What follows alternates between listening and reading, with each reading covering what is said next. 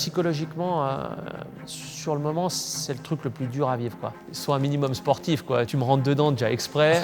Ensuite, tu essaies de m'attendre pour pas que je fasse le meilleur tour. On voit notre voiture partir en tonneau et il fait même pas nuit, donc il s'est passé que quelques heures. Donc là, c'est vrai que c'est un peu dur. Ouais, c'est dur à encaisser parce que tu te dis tout ça, maintenant ça s'arrête.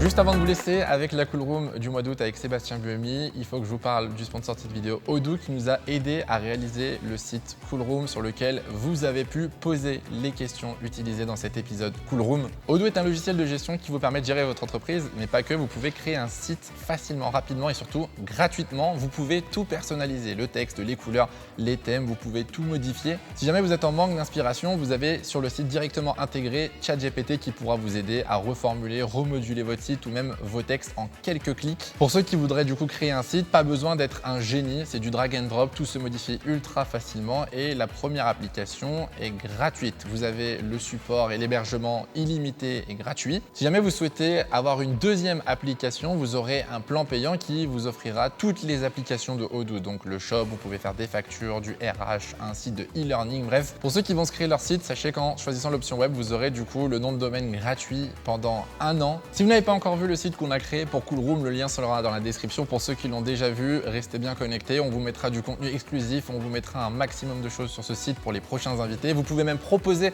un prochain invité pour les prochains mois. Et surtout, Cool Room est désormais disponible en podcast, toutes les plateformes de streaming, Spotify, Deezer. Donc n'hésitez pas à écouter la Cool Room aussi sur votre téléphone. Je vous laisse tout de suite avec la Cool Room du mois d'août et notre invité Sébastien Buemi. Bonjour à tous et à tous et bienvenue pour ce nouvel épisode de Cool Room. Aujourd'hui, nouvel épisode, nouvel invité. Comme vous pouvez le voir, on n'est pas du tout dans le même décor. Aujourd'hui, on est en Suisse et on est avec un invité très particulier. Aujourd'hui, on est avec Sébastien Buemi. Comment tu vas? Ça va et toi? Merci de nous accueillir. Du coup, on est chez toi. Est-ce que tu peux nous expliquer où on se situe? On est à Aigle, c'est là voilà, où je suis né, c'est un petit peu là où je vis. Et ça, c'est une sorte de hangar où j'ai mis quelques voitures. Quelques belles voitures et quelques beaux trophées. Voilà, exactement. Bon, c'est que le début, hein, mais j'espère pouvoir dans les prochains mois, années, un petit peu améliorer tout ça. Mais voilà. Il y a quand même des très très belles voitures, hein. Vous pouvez voir derrière qui résume un peu ta carrière au final. Il y a une voiture, moi, que forcément je vois directement, c'est celle qui est au milieu, la Formule 1 de Toro Rosso. Tu as été pilote de Formule 1 chez Toro Rosso. Est-ce que déjà on peut revenir sur ta carrière? Comment est-ce que tu as appris que tu allais devenir pilote de Formule 1 en 2009 du coup chez Toro Rosso? Ouais, alors ça devait être fin de l'année 2008. J'avais fini la GP2 à l'époque et j'avais fait une sorte de shoot-out à Barcelone et en Espagne à RS. Il y avait Sébastien Bourdet, il y avait Takuma Sato. Et donc voilà, on était 3 pour 2 places. Et c'est vrai que c'était un moment assez stressant parce que j'étais en compétition avec des gars qui connaissaient la voiture, qui connaissaient la F1. Je me suis bien débrouillé et voilà, Red Bull a décidé de me donner la chance. Donc je pense que c'était début décembre qui m'ont annoncé que j'allais rouler. C'était l'objectif après ta saison de GP2, j'imagine. C'était le rêve d'arriver en Formule 1. Oui, exactement. Après, j'avais gagné entre guillemets que 2 courses cette année-là en GP2. Ça avait été une année un peu moyenne, on va dire. Donc les tests, c'était une grande opportunité pour moi de montrer que j'étais compétitif et que j'avais la vitesse. Donc voilà, quand l'annonce arrive, je me rappelle, je suis chez moi, le docteur Marco m'appelle et m'annonce que je vais rouler. Donc c'est quand même un moment assez incroyable parce que voilà, depuis tout petit, on rêve d'y arriver et quand d'un coup comme ça, on sait qu'on sera présent, c'est quand même un moment assez extraordinaire. Tu parlais de Sébastien Bourdet, du coup, qui a été ton premier coéquipier. Elle était comment la relation? Parce que vous étiez deux francophones au final dans l'équipe. Ouais, elle était bien, elle était très bien même. Je suis tout le temps, je veux dire, on s'apprécie, on se voit maintenant en endurance. Lui, il roule pour Cadillac, il a eu une super carrière, hein, il roule toujours. Non, c'est quelqu'un que j'apprécie beaucoup, hein. Il est très compétitif, même aujourd'hui. Je veux dire, il se bat aux avant-postes à chaque fois. Il a failli faire la pole au Mans cette année. Non, c'était plutôt sympa, quoi. C'est assez incroyable parce qu'en plus, il est SB comme moi. C'est vrai que l'équipe avait de la peine. Non, l'équipe avait de la peine à nous différencier dans les datas. Et son deuxième prénom, c'est Olivier, comme moi en fait. Ce qui était assez rigolo au début. Bon, après, on a trouvé une manière de nous différencier, mais disons, c'était assez rigolo. Comment tu te sentais avant ta toute première course? Tu as atteint l'objectif du coup, d'être en Formule 1. Comment tu te sens? Est-ce que tu avais de l'appréhension, de la peur? Surtout que tu étais avec du coup le giron Red Bull, qui à l'époque était en train de monter en puissance. Est-ce que tu as des souvenirs un petit peu de cette première course? Ouais, c'est vrai que ça fait maintenant pas mal d'années, mais ouais, j'étais stressé, quoi, comme tout le monde. Hein. C'est vrai que Melbourne, c'est un circuit pas forcément facile que je connaissais pas. J'arrive même pas vraiment à me rappeler où je me qualifie. Je crois que je me qualifie devant Seb. Je sais que je termine 7e, donc c'était une bonne première course. Mais je me rappelle, c'est la première année des petits ailerons, en fait. Ouais. Je sais pas si tu te rappelles de ça. Parce qu'on était passé des 2008 qui étaient très larges, très basses. Voilà. Et là, c'était très haute avec la nouvelle réglementation. Donc là, on est sur la grille. Donc là, l'ingénieur me rappelle. Bon, j'ai fait plein de départs, je veux dire, en essai. Donc je sais exactement la procédure. Je suis bon, je suis paré. Je crois que je pars 14 ou 15e, un truc du style. On fait le tour de chauffe. Je me mets en position, tac, je me rappelle bien, tout, je me mets. Et là, je regarde devant. Je vois pas les feux. Ah ouais? Non, je vois pas les feux. Parce que, en fait, les dommage. ailerons plus petits puis beaucoup plus hauts. Ah oui, je m'en souviens. À cette époque-là, ils n'avaient pas, calculé la hauteur. Ouais. Donc en fait, moi, je me parque, je regarde la ligne jaune. Il y a cette ligne jaune là. Je me mets au maximum du maximum, même si tu vois 10 cm, ça va pas changer ta vie. Et là, au moment où je regarde devant, je vois plus les feux. Donc là, gros moment de panique, tu vois, parce que on était plusieurs dans la même situation. même situation. Mais bon, là, c'est ton premier départ. Tu es déjà stressé de base.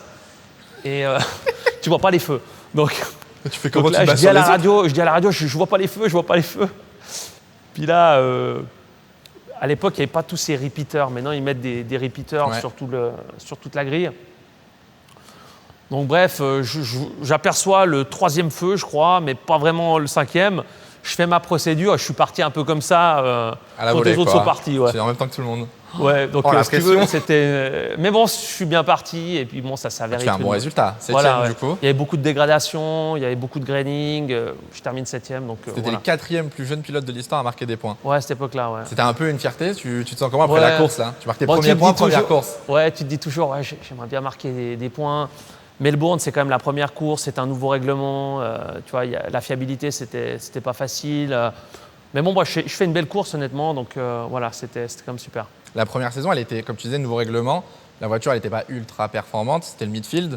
Est-ce que c'est frustrant quand tu es rookie d'avoir une voiture un petit peu qui ne te permet pas d'aller chercher des points tous les week-ends où il faut vraiment se battre? Comment tu le vis quand tu es un rookie? Je dirais que c'est un des moments les plus durs de la carrière en général pour les jeunes pilotes. Parce que si tu arrives en F1, c'est qu'en général, tu as gagné avant. C'est qu'en général, tu as quasiment tout gagné ou tu t'es battu aux avant-postes. Et là, d'un coup, tu arrives à un moment donné dans ta carrière où même si tu fais tout parfaitement, tu ne peux pas gagner en fait. C'est pas possible. Et là, c'est difficile parce que tu réalises que tu ne peux pas gagner et tu essayes par moment d'en faire un peu plus. Puis après, quand tu en fais trop, tu risques de faire des erreurs. Et je dirais que cette année-là, c'était difficile parce que c'est la première année du nouveau règlement. Donc il y a une avancée technologique énorme. À l'époque, Toro Rosso, c'est une toute petite équipe qui est en train de grandir. Tu ne peux pas la comparer à RB aujourd'hui ou même AlphaTauri. C'était petit. À cette époque-là, on avait une Red Bull, mais on était très en retard sur les évolutions. Donc, tu avais du coup une Red Bull Voilà, donc ça, c'est une Red Bull en fait. La voiture qui est derrière? Voilà, exactement. C'est une Red Bull parce que c'est ce qu'on avait, mais on était derrière avec les updates. Et comme il y avait une énorme évolution, on était des fois avec 30-40 points d'appui en moins, 2-3 secondes derrière. Et puis après, à un moment donné, on avait moins de moyens, donc on choisissait les updates qu'on allait faire. C'est l'année du double diffuseur où la Braun gagne tout. Donc nous, on est les derniers à le mettre en place sur les 3 dernières courses. Et c'est vrai que là, d'un coup, je me suis qualifié en Q3. Je crois même que je me qualifie 6e au Brésil. Donc là, ça commence à aller bien, mais c'était la fin de saison.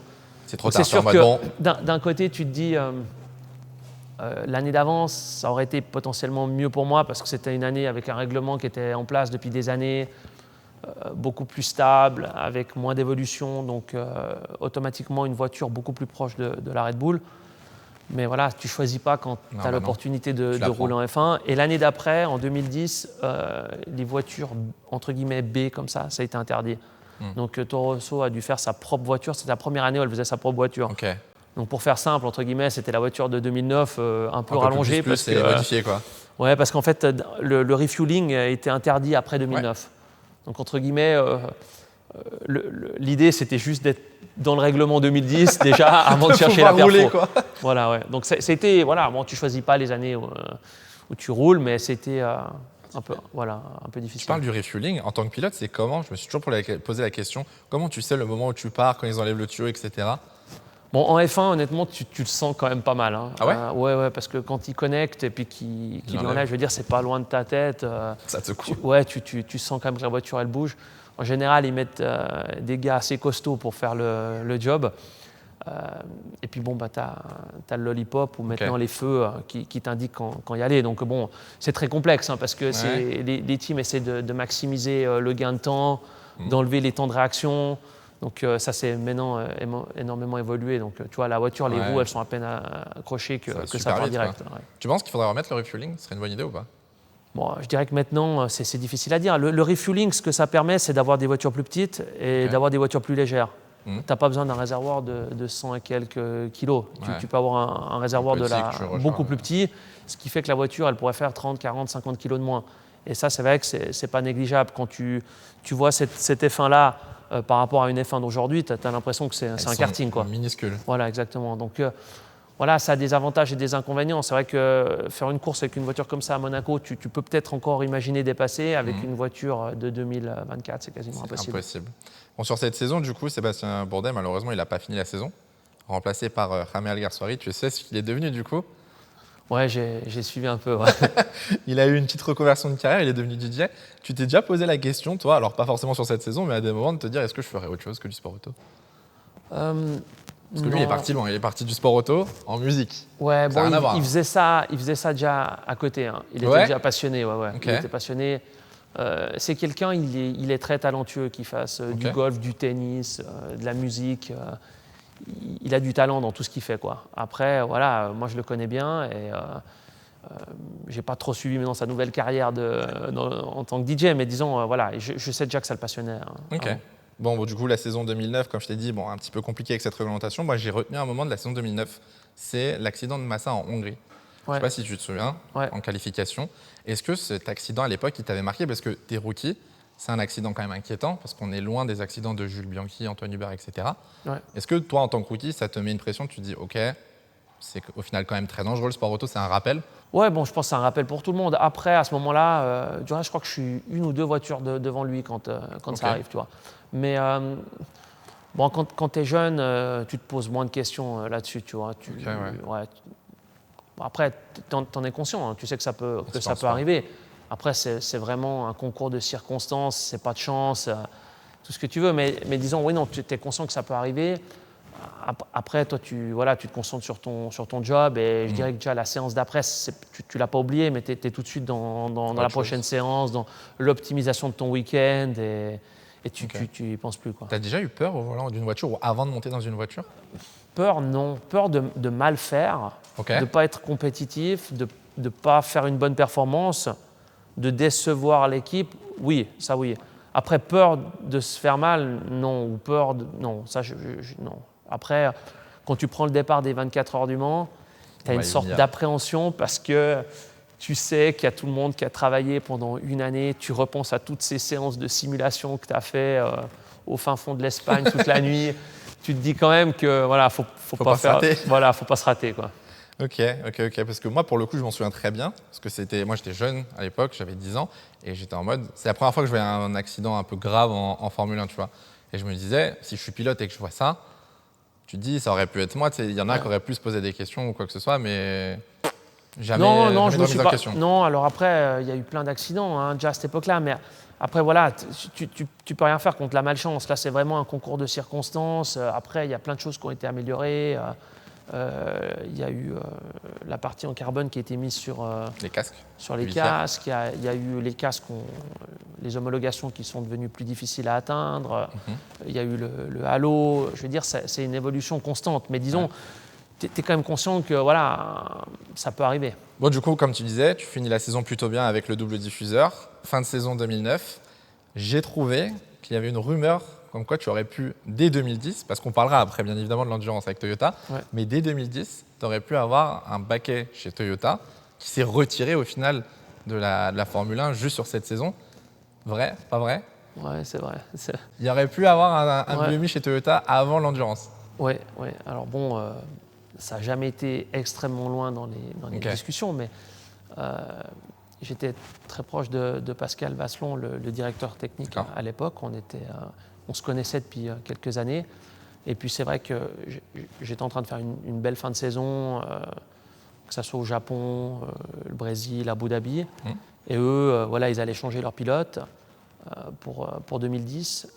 Et on a discuté, on s'est vus plusieurs fois. Ils ont même commencé à discuter avec Red Bull, puisqu'à l'époque j'étais pilote Red Bull. À la fin, c'est vrai qu'il y a eu l'annonce que Toyota se retirait de la F1, mais on était déjà relativement en bonne discussion. Ok. T'aurais aimé rouler pour Toyota en Formule 1 ? La voiture, elle est toujours à l'entrée de chez Toyota là, à Cologne. La voiture qui n'a jamais roulé, entre guillemets, la voiture de 2010. Incroyable. J'ai envie de la voir. Ouais, exactement. Elle est toute carbone. Elle avait le double diffuseur, le F-duct. Elle avait toutes ces choses-là. Et on pense que ça aurait été une bonne voiture. Après, ça ne s'est pas fait. Mais je suis quand même resté en contact avec les gens de Toyota à l'époque. À l'époque, c'était une grosse équipe en F1. Après, c'est devenu beaucoup plus petit. Puis à l'époque de l'endurance, c'est reparti fin 2011. Ok, parce que du coup, 2010, tu continues chez Toro Rosso. Ouais. La saison 2010, elle est marquée par un accident que vous nous avez tous évoqué, forcément, en Chine, obligé d'en parler. Ouais. Tu perds les 2 roues au bout de la ligne droite. Il s'était passé quoi déjà ? C'est en freinant, les 2 roues s'en vont. Ouais, exactement. Ouais. Comment ? Pour faire simple… Qu'est-ce qui s'est passé ? C'était la première voiture que l'équipe faisait. On était un peu en surpoids. Tu sais à quel point le poids en F1, c'est difficile on joue beaucoup à sur la perte de poids. Et puis ça coûte cher en lap time.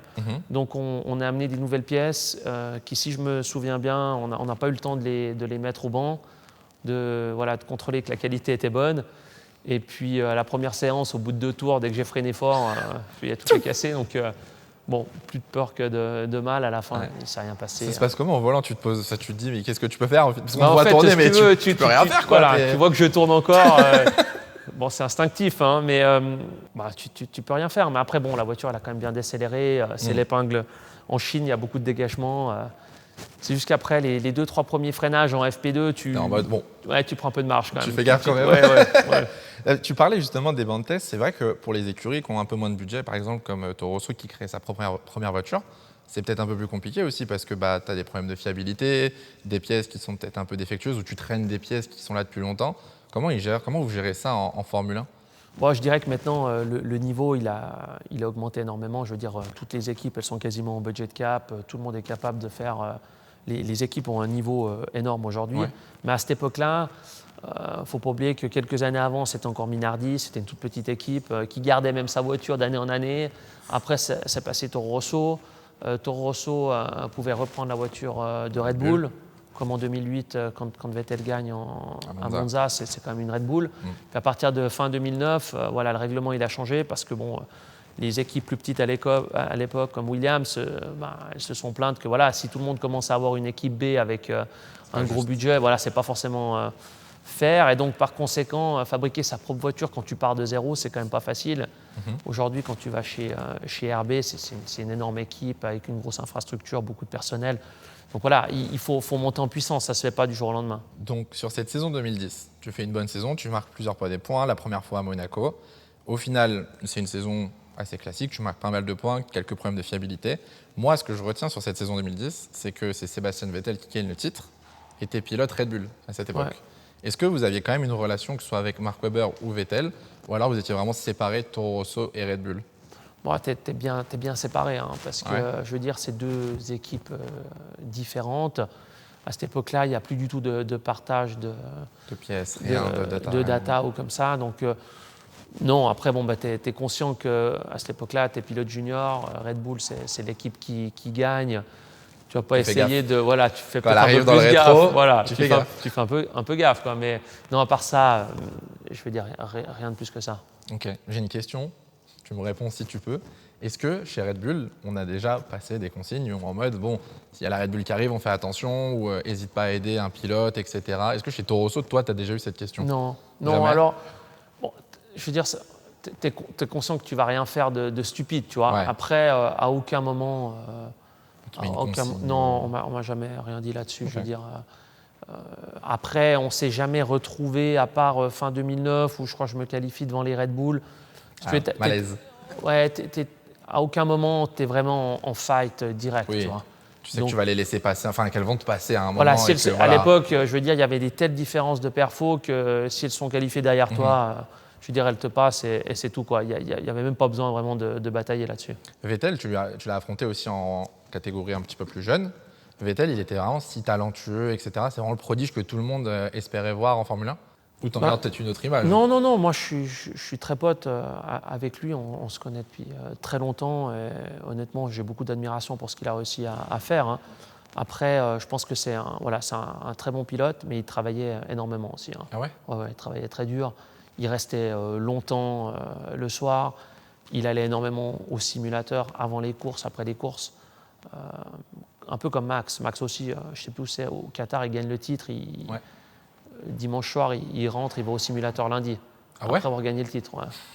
Et Vettel l'a fait aussi. Je veux dire, il a une manière de travailler qui a fait la différence à la fin. Donc, ce n'est pas simplement le talent. Aujourd'hui, que le talent en F1, en sport auto, ça ne suffit pas. Tu dois être capable de comprendre ta voiture, ton équipe et d'en extraire le maximum. Et par conséquent, les gars qui travaillent un peu plus, en général, ils réussissent à faire la différence. Ok. Moi, je me pose une question à l'époque, parce que du coup, je compare beaucoup la F1 d'il y a 15 ans à peu près, donc ton époque avec la F1 d'aujourd'hui. Aujourd'hui, tu sais, ils sont tous un petit peu potes. On voit des Norris, Leclerc, Russell, ils vont faire du golf, etc. À l'époque, vous aviez ces relations dans le paddock où c'était un peu plus distinct. Non, mais tu n'avais pas les réseaux sociaux, donc il y a plein de trucs qui se voyaient pas, ou t'en parlais pas, ou ça se voyait pas. Aujourd'hui, tu vas faire du padel, tu mets ça sur Insta, tout le monde le voit. Avant, ça se faisait aussi, mais on le savait pas. Voilà, les gens ne le savaient pas.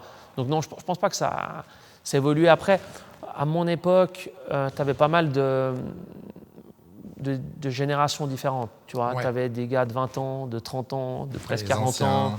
Voilà, ouais. Aujourd'hui, tu as quand même beaucoup de jeunes qui ont quasiment le même âge.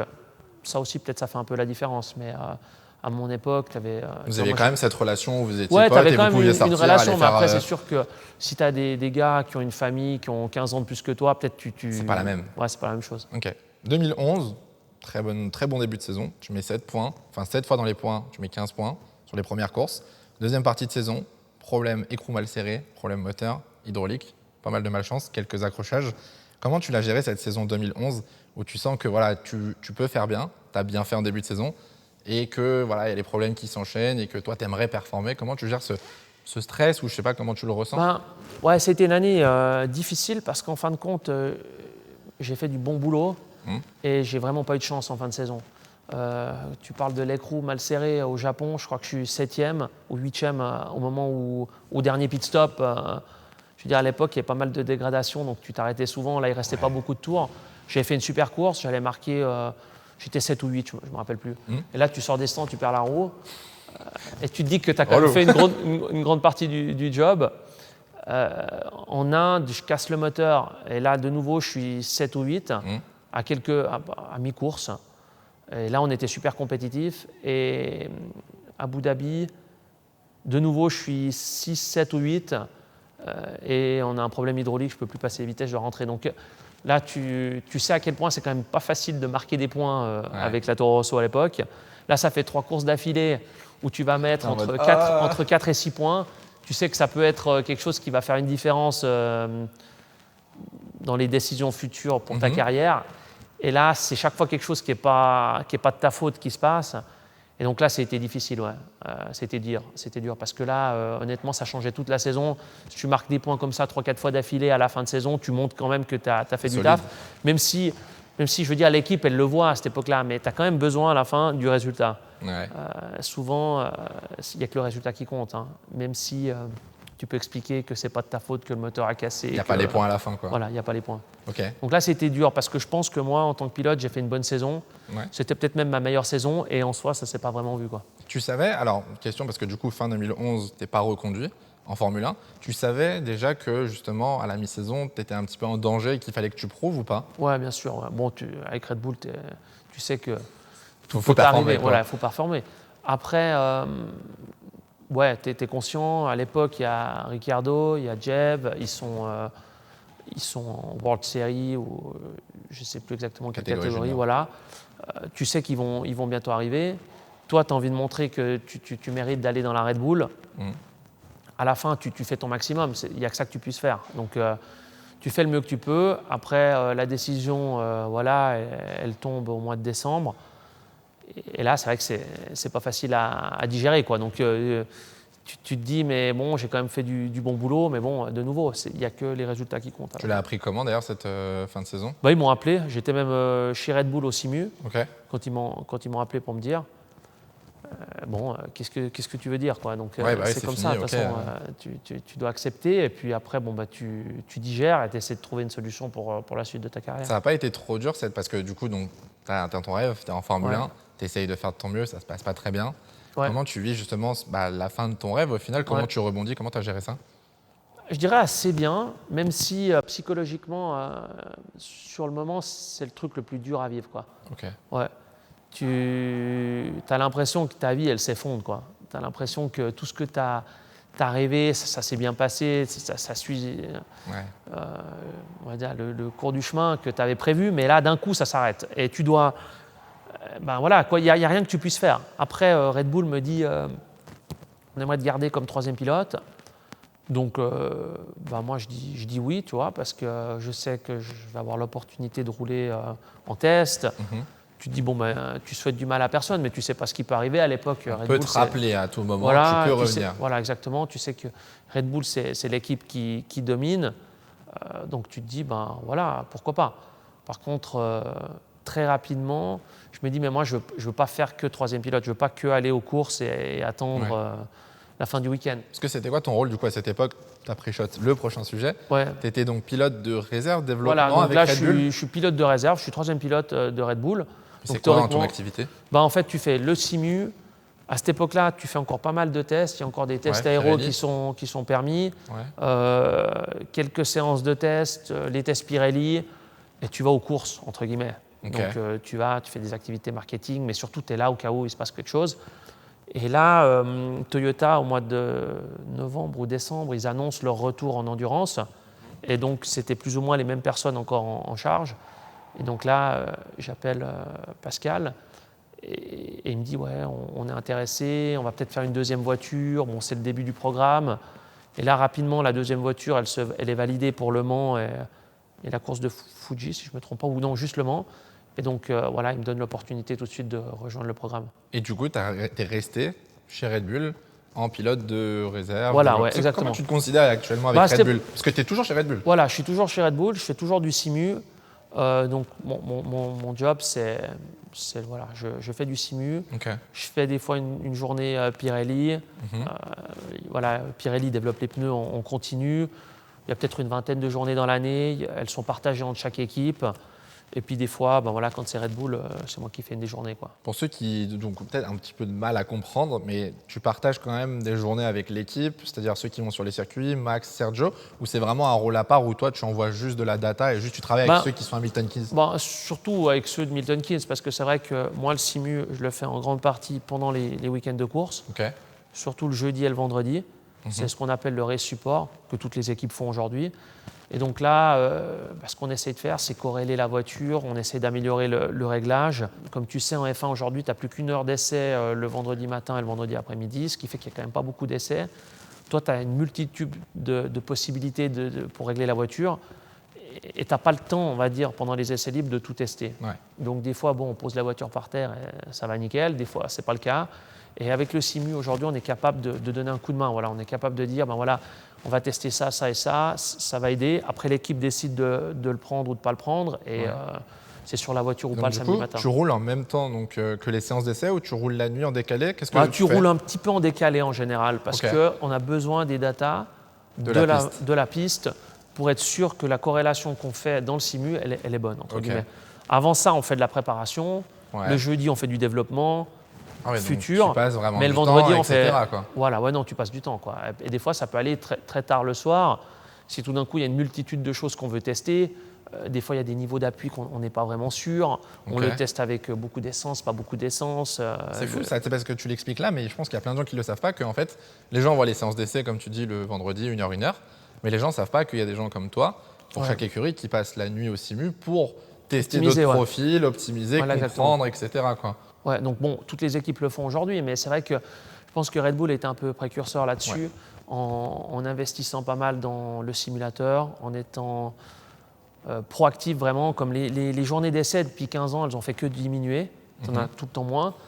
Donc tu as besoin d'un bon simulateur pour être capable de tester des choses. On teste des choses pour le futur, on teste des choses qui n'iront même pas sur la voiture, mais pour éviter aussi de produire des pièces qui vont coûter cher. C'est pas bon pour le budget cap, donc toutes les équipes essaient d'optimiser l'utilisation du simu. Moi, je me pose une question du coup. Est-ce que tu penses que Red Bull a été un petit peu innovateur et a amené une nouvelle vague en Formule 1? Tu parles du simu, justement des reserve drivers, etc. Est-ce que tu penses que c'est Red Bull qui a ramené cette nouvelle mentalité et façon de travailler en Formule 1? Ouais, je pense clairement. Après, voilà, il y a des grandes équipes, Mercedes, Ferrari, qui ont dominé McLaren, mais je pense voilà, que Red Bull a fait énormément de choses bien, amené des jeunes pilotes, était capable de prendre des décisions très rapidement, très proactives, très réactives aussi, parce qu'en F1 aujourd'hui, tu as besoin de prendre des décisions très rapidement. Et les gens qui sont et qui étaient à la tête ont vraiment fait un super job. Du coup, Red Bull, depuis que tu es donc pilote de réserve développement, ça a gagné des titres en 2012, 13, 21, 22, 23. Est-ce que quand même tu as ce sentiment de participer au développement et au succès de Red Bull, parce qu'au final, tu bosses sur cette voiture aussi? Ouais, bon, tu sais que tu contribues une petite partie. Après, c'est pas toi qui conduis. Voilà, il faut être conscient que voilà, Max, il est exceptionnel. Je veux dire, il l'a prouvé, que ce soit aussi Vettel, Weber, Ricciardo, tous ceux qui ont gagné des courses avec Red Bull sont extrêmement bons. Mais c'est vrai que Max est exceptionnel, quoi. Pour finir sur la partie un petit peu reserve driver Red Bull, cette année pour Red Bull, ça se passe un chouïa moins bien. C'est un petit peu plus compliqué. Est-ce que du coup, ça pousse l'écurie à travailler beaucoup plus? Comment ça se passe pour toi aussi, du coup, de ton côté? Est-ce que tu dois faire plus de séances de simu? Il y a plus de choses à tester? Je dirais qu'il n'y a pas forcément plus à tester. Le problème, c'est que c'est comme chaque fois, quand tu as un règlement qui est stable pendant plusieurs années, ceux qui ont pris des mauvaises décisions, qui sont allés dans la mauvaise direction, ils sont capables de converger, on va dire, vers revenir. Voilà, donc tu vois qu'il y a quand même beaucoup de voitures qui ont adopté pas mal de choses que Red Bull, de philosophie Red Bull. On est d'accord. Donc automatiquement, elles se rapprochent. Elles font aussi plein de choses bien. Hein. Donc tu vois, c'est pas que Red Bull fait tout juste, mais les autres se rapprochent automatiquement. C'est comme ça à chaque fois. Je veux dire, à chaque fois que tu changes le règlement, il y a des gros écarts et après ça diminue. Et après, tu essaies de constamment améliorer. Et des fois, quand tu arrives, on va dire, à la fin du cycle ou que ça devient difficile d'améliorer, c'est pas facile d'amener des nouveautés. Voilà, tu plafonnes et des fois tu fais moins bien même. Okay. Et c'est pas facile de continuer d'améliorer. Et donc, je pense que la voiture, elle est clairement, elle est mieux que l'année passée, c'est sûr. Elle est plus rapide. Mais voilà, les autres ont fait du bon boulot. Max, je veux dire, il fait encore la différence, ça c'est sûr. Et il est très constant, je veux dire. Mais par contre, ça devient de plus en plus difficile. Et c'est sûr que là, ça travaille très dur maintenant. Bon, là, il y a le shutdown, mais disons, ça va travailler très très dur pour essayer de gagner les 2 titres à la fin de saison. Si un jour on te propose, tu y retournes? Dans les bonnes la conditions. Question piège. Non, c'est sûr que dans les bonnes conditions, oui. Après, il faut être réaliste. Voilà, j'ai 35 ans, je veux dire, ça ne va pas normalement se présenter. Mais c'est sûr que dans de bonnes conditions, oui. Après, moi, je suis très content dans la situation dans laquelle je suis avec Toyota et la Formule I. Bon, Mina, ça fait quand même 19 ans du coup avec Red Bull. 19 ans de sport auto, mais tout a commencé à 5 ans, j'imagine, avec ces petites cartes derrière. Ouais. Tu peux rapidement m'expliquer d'où te vient du coup cette passion du sport automobile? Qui t'a fait découvrir le sport auto? Ouais, c'est mon père en fait, ici là où on est, parce que j'ai reçu un karting pour le Noël 93, je crois. Okay. Juste 5 ans. C'était 4 ans, jeune. juste 4 ans, ouais. Et donc, je pense que c'était le 26, j'ai commencé à tourner avec le karting ici autour de la concession. Ici? Ouais. Mes parents je vais pas bien faire le tour. Voilà, on va faire le tour. Et puis, c'est comme ça que j'ai commencé. Après, voilà, on a une concession. Mes parents, ils sont dans l'automobile depuis toujours. Donc, je ne dirais pas que c'était la logique. Mais disons, c'était. Voilà, j'ai baigné dedans. Et puis après, on est allé sur un circuit. Et puis, on a fait ça comme ça. Mais les choses se sont bien passées. J'ai été compétitif. Puis après, de fil en aiguille, tu gravis les échelons. Est-ce que tu te rappelles à peu près le moment où tu t'es dit « Ok, là, ça j'adore, je veux en faire mon métier, c'est ce que je veux faire toute ma vie » Bah, je pense dès le premier jour, ouais. Ah ouais? Ouais, j'ai adoré tout de suite. Mais c'est quoi que tu as tant aimé dans le kart du coup au final? Je sais pas, je me rappelle mon père démarrer le kart, c'était un 60 cm3, c'est un Oh, tout le petit tout kart, petit mais truc. tu sens les vibrations et tout, puis je me rappelle adorer ça, tu vois. Ouais. Après, je regardais les Grands Prix avec mon père, je me rappelle, Fan de qui plus jeune? dur à dire, mais à l'époque, Schumacher avait tout gagné avec Benetton, et Ok. moi je me rappelle de cette époque-là, et voilà, Ça a marqué. j'étais pour lui, ouais, parce qu'il gagnait tout, tu vois. Quand t'es petit, t'es généralement pour celui qui gagne. Logique. Mais ouais, non, je me rappelle de cette période-là, et donc tout de suite après, ça devient ton rêve tout petit. Mhm. Mais je dirais que tu te rends pas trop compte à quel point c'est difficile. Et je pense même que mes parents, en soi, c'était mieux, voilà, de ne pas se rendre compte. Ok. Parce que tu t'aperçois que c'est extrêmement compliqué d'y arriver. Et je ne suis pas sûr que, voilà, s'ils avaient su à quel point ça allait être difficile, les sacrifices qu'il faut faire, voilà, je ne sais pas si on l'aurait fait comme ça. C'est les années de karting, est-ce que c'est tes meilleurs souvenirs? Parce que quand j'en parle avec des pilotes, très souvent on me dit ouais, c'est l'époque où tu vas pour le fun. Certes, tu veux gagner, mais il y a une bonne ambiance. Il n'y a pas la pression médiatique, il n'y a pas la pression des sponsors, etc. Est-ce que tu en gardes des bons souvenirs, toi, le karting, à ton époque? Ouais, j'en garde des très bons souvenirs parce que c'était un peu un truc familial, tu vois. Ok.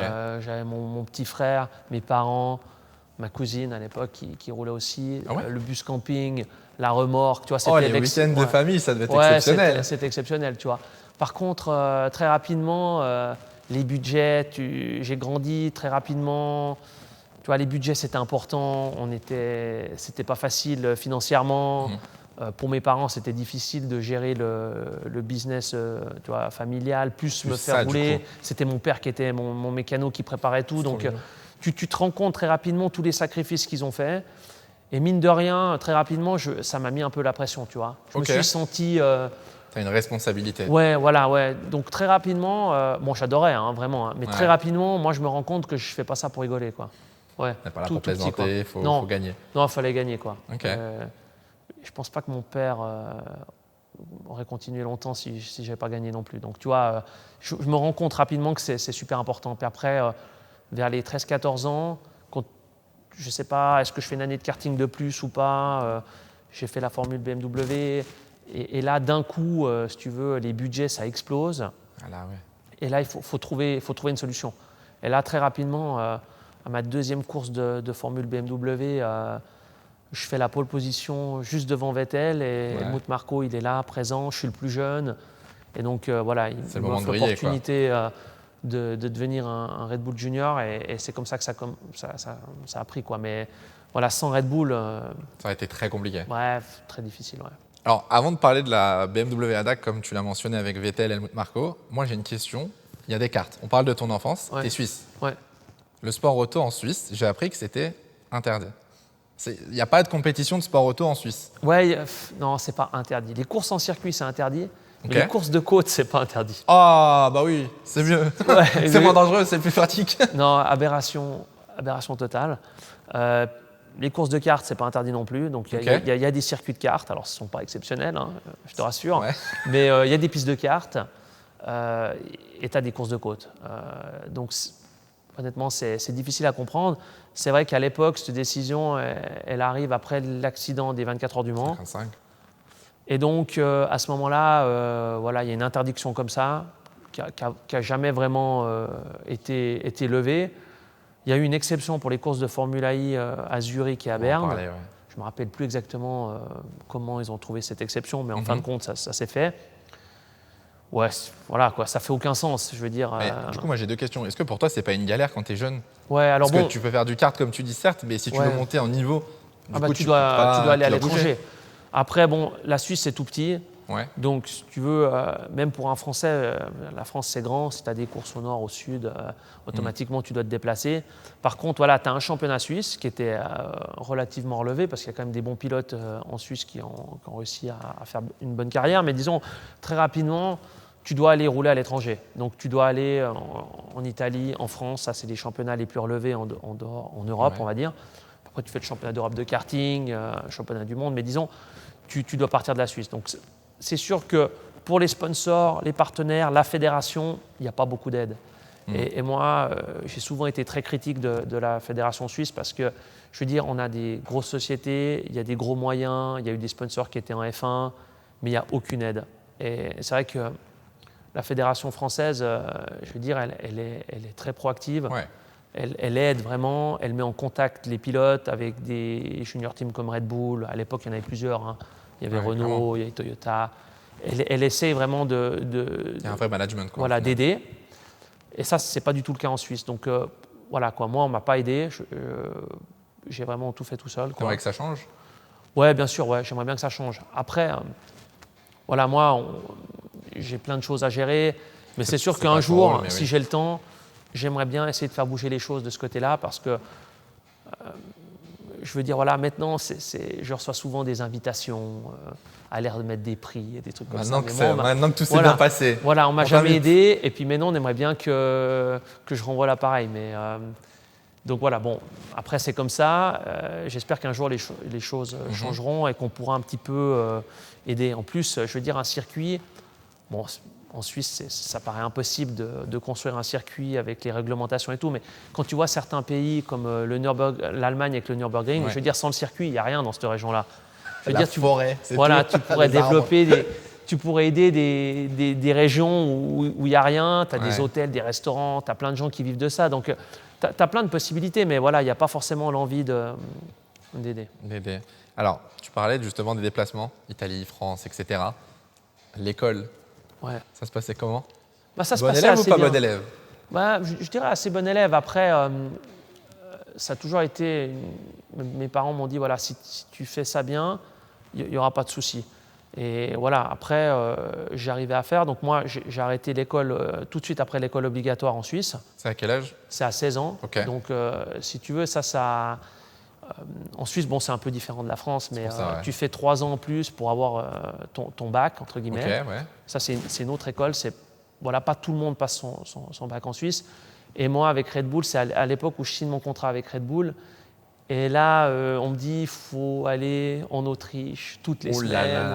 Il faut aller au centre d'entraînement là. Et là, je dis, mais c'est pas possible. Puis à cette époque-là, tu ne pouvais pas forcément faire l'école par correspondance comme tu peux faire aujourd'hui. Ouais. Donc, bon, moi, je me dis, je vais faire ça à fond. De toute façon, avec Red Bull, dans les 2-3 ans, ça marche. Voilà, ça marche ou ça ne marche pas, je saurai. Okay. Et donc, voilà, coup de chance, ça bon élève, bien, voilà. On retient. Alors, tu parlais tout à l'heure justement de… Alors, est-ce qu'on a une BMW ADAC ici? Ouais, là, celle-là. C'est celle-là? Ouais. Franchement, ces petits bolides. Tu as roulé face à des très bons pilotes que tu as recroisés en Formule 1 après. Ouais, exactement. Romain Grosjean, Sébastien Vettel, etc. À l'époque, comment ça se passe un petit peu tes résultats et comment ça se passe l'ambiance? Vous êtes jeune encore. Tu disais que tu avais la pression, tu avais Helmut Marko qui venait sur les courses, etc. Tu en gardes des bons souvenirs parce que tu as fait quand même des bons résultats dans ces catégories. Ouais, ça s'est bien passé. Donc, bon, je fais 3e la première année, je crois, et 2e la 2e année en Formule BMW. Là, il y avait une petite histoire, c'est qu'en fait, tout de suite après la dernière course, je suis champion. Ouais. L'équipe de Hülkenberg, qui était mon équipe l'année d'avant, porte réclamation. Bizarre. Ouais, c'était très bizarre. Parce que, bon, à l'époque, Hülkenberg, il est pilote BMW, dans le championnat BMW. Okay. Moi, je suis pilote Red Bull. Et à la dernière course, on se bat pour le titre. Il pleut. Je ressors très mal du dernier virage. C'était quel safety car? C'était à Hockenheim. Okay. C'est sous la pluie. Dernière course. Ouais. Je ressors très mal je suis en tête. Je ressors très mal du dernier virage. Lui, il ressort beaucoup mieux. Mm-hmm. Avant la ligne d'arrivée, qui est la ligne là où tu peux redépasser, lui, il est à côté de moi. Puis là, je me dis, ouais, je suis quand même pas top. Là, sous la pluie, ça va être dur. Et donc là, moi, je ralentis, si tu veux, avant la ligne. Et lui, il me dépasse avant la ligne. Ce que tu n'as pas le droit de faire. Interdit. Donc là, lui, il prend une pénalité de 30 secondes. Donc moi, je gagne le titre. Nickel. Eux, ils portent réclamation. Bon, à cette époque-là, je ne me rappelle pas trop, tu vois, ça fait quasiment 20 ans. Mais disons, porte réclamation, on va à un espèce de tribunal de l'ADAC. Ah ouais, vraiment Ouais, c'était un truc… Ah oui, ça rigole moi, pas. Moi, je me pointe là-bas avec… Petit costume et tout. Non, même pas, tu vois. Je me pointe là-bas en pensant que j'allais pouvoir expliquer quelque chose. Et là, ils lui enlèvent sa pénalité et ils me mettent une pénalité de 1 minute. Donc là, je marque pas de points du tout. Et lui, il gagne le championnat, en fait. Ah, très bien. Pour quelle raison? Là, ce que j'avais fait était dangereux, apparemment. Sûrement. Mais honnêtement, ça ne l'était pas trop. Donc là, il y a eu pas mal de discussions. Je ne me rappelle plus si Helmut Marko n'a pas ensuite mis les juniors en Formule Renault à l'époque, arrêté de les mettre en Formule BMW. Où il les a mis encore une année, mais disons, ça a refroidi les relations clairement entre les championnats. Ça a refroidi fortement parce que voilà, il n'y avait pas tellement de logique là-dedans, mais bon, ça s'est passé comme ça. Et puis après, en Formule 3, c'est 2006-2007. Je reste dans la même équipe qui, à l'époque, a un team en Formule BMW et en Formule 3. Ouais. Vettel, à cette époque-là, va chez ASM, qui est à RT maintenant. Moi, je reste dans l'équipe Muquet, qui est une équipe allemande. Première année, un peu difficile, mais je crois que je gagne une course quand même, je fais quelques podiums. Et deuxième année, voilà, je me bats contre Grosjean pour le titre. Exactement. Il gagne le championnat, je fais 2. Et voilà, 2008 après la GP2.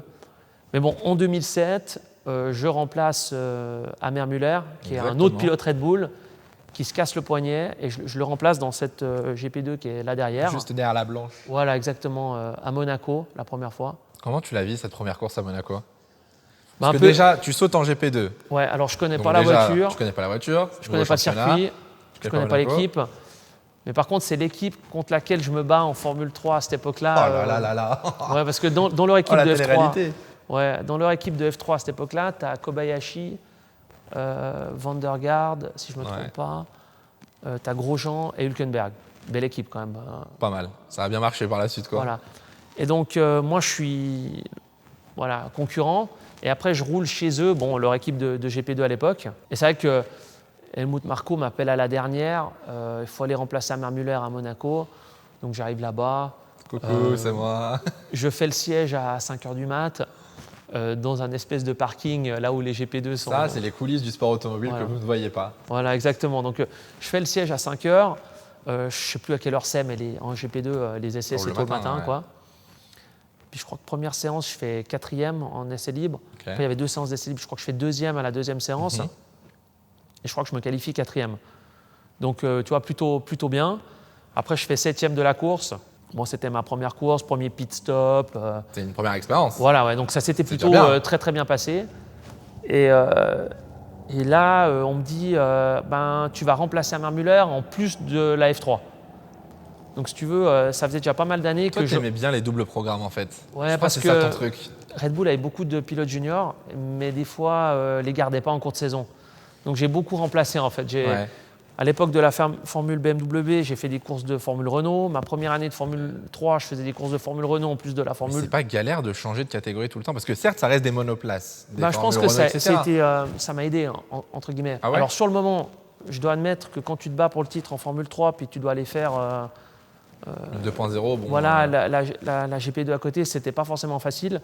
Par contre, le fait de changer de voiture quasiment tous les week-ends, ça t'entraîne à t'adapter, ça t'entraîne à… Ça offre une palette de capacités de conduite, quoi.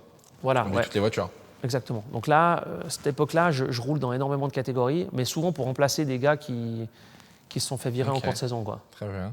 Deuxième saison. Alors, du coup, tu fais donc GP2. On va reprendre parce que tu as fait tout. C'est bien, tu fais tout mon script. Tu as fait GP2 et GP2 Asia. Voilà, ouais. C'est différent quand même.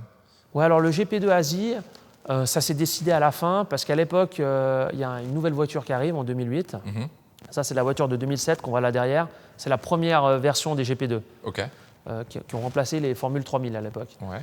Et donc, c'est 3 ans, puis tous les 3 ans, tu as une nouvelle voiture. Et puis là, ils annoncent un championnat qui se courra avant le championnat, on va dire, européen en Asie. Et là, c'est assez clair que si tu fais le championnat en Europe, si tu veux être bien préparé, il faut que tu fasses le championnat d'Asie avant. Parce que l'entraînement, quoi. Voilà, Enfin, c'est de l'entraînement, c'est la voiture de l'année d'avant. Mais ça te remet dans les conditions. Tu as toutes les mêmes équipes quasiment, tu as tous les mêmes pilotes. Donc là, je fais le championnat de GP2 Asie et je fais 2e. Mais du coup, tu dis que c'est les mêmes équipes, donc ça parlait anglais. Voilà, ça parle anglais. Parce qu'aujourd'hui, la Super Formula, c'est un championnat très japonais, ça parle quasiment pas anglais. Ouais, bon, là, à l'époque, c'était pas comme ça, du coup. Ouais, non, alors là, la Super Formula, ça, c'est un autre championnat, ça n'a rien à voir, c'est au Japon. Par contre, ça, c'était vraiment organisé par le GP2. Ah, donc c'était juste sur le continent. Voilà, c'est juste que eux, l'hiver, ils se sont dit, on va faire un championnat en Asie, là où il fait chaud. Je ne sais plus si ça commence au mois de décembre, janvier, je me rappelle plus. Mais à l'époque. Mais disons, ça va pendant 3-4 mois. jusqu'à la première course en Europe qui était à Barcelone. C'est pas épuisant pour les pilotes? Bon, si tu veux, l'avantage, c'est que tu roulais plus, quoi. Donc là, tu ne te poses pas la question. Oui. Mais donc là, tu fais tout ce championnat. Il y avait la première et la dernière à Dubaï. Il y avait Jakarta, il y avait la Malaisie. Je ne me rappelle plus combien il y a de courses, mais en fin de compte, voilà. Donc là, je fais 2 avec Ardennes à l'époque. Et Grosjean gagne le championnat, je crois, avec ART. Ok. Entre-temps, si je peux me permettre, tu as participé à une compétition, là, un Grand Prix. Ouais. Est-ce que tu aimerais bien revoir une compétition un peu du style, pour expliquer pour ceux qui ne connaissent pas? Donc, tu représentais la Suisse, vous représentiez des pays. Ouais. Est-ce que tu aimerais bien aujourd'hui revoir une Coupe du Monde de sport auto ou peut-être au JO ou quelque chose comme ça où tu pourrais représenter la Suisse? Je ne sais pas honnêtement. C'est dur à s'imaginer un championnat qui arrive à perdurer aujourd'hui comme ça. Je veux dire, il y a eu pas mal de ce championnat qui ont essayé d'exister et qui n'ont pas duré. Après, la 1GP, je trouvais ça assez sympa, quoi. C'était une vieille Formule 3000, un peu avec des nouveaux... C'est un beau bruit, non? Ça faisait un beau bruit. C'était un V8 Atmo avec des ailerons un peu futuristes. C'était pas mal, quoi. Puis il y avait un gros niveau. Et c'était aussi un championnat qui se courait l'hiver. Encore une fois, tu te prépares du coup sur la saison? Donc encore une fois, si tu veux, à l'époque, la F1, ça s'arrête fin octobre, ça reprend fin mars. Tu as un énorme gap, ok, tu as beaucoup de séances d'essai. Puis après, petit à petit, tu as des championnats qui essaient d'exister en hiver. En se disant, ben voilà, j'aurai plus de retombées médiatiques parce qu'il n'y a pas la F1, donc on va parler de moi. Et donc, il y a ces championnats qui ont existé, dont la 1GP. Et c'est vrai que c'était une voiture, à l'époque où je roulais en Formule 3, c'était une voiture beaucoup plus puissante. C'est une voiture presque comme une GP2. Donc, en soi, pour moi, c'est un bon entraînement.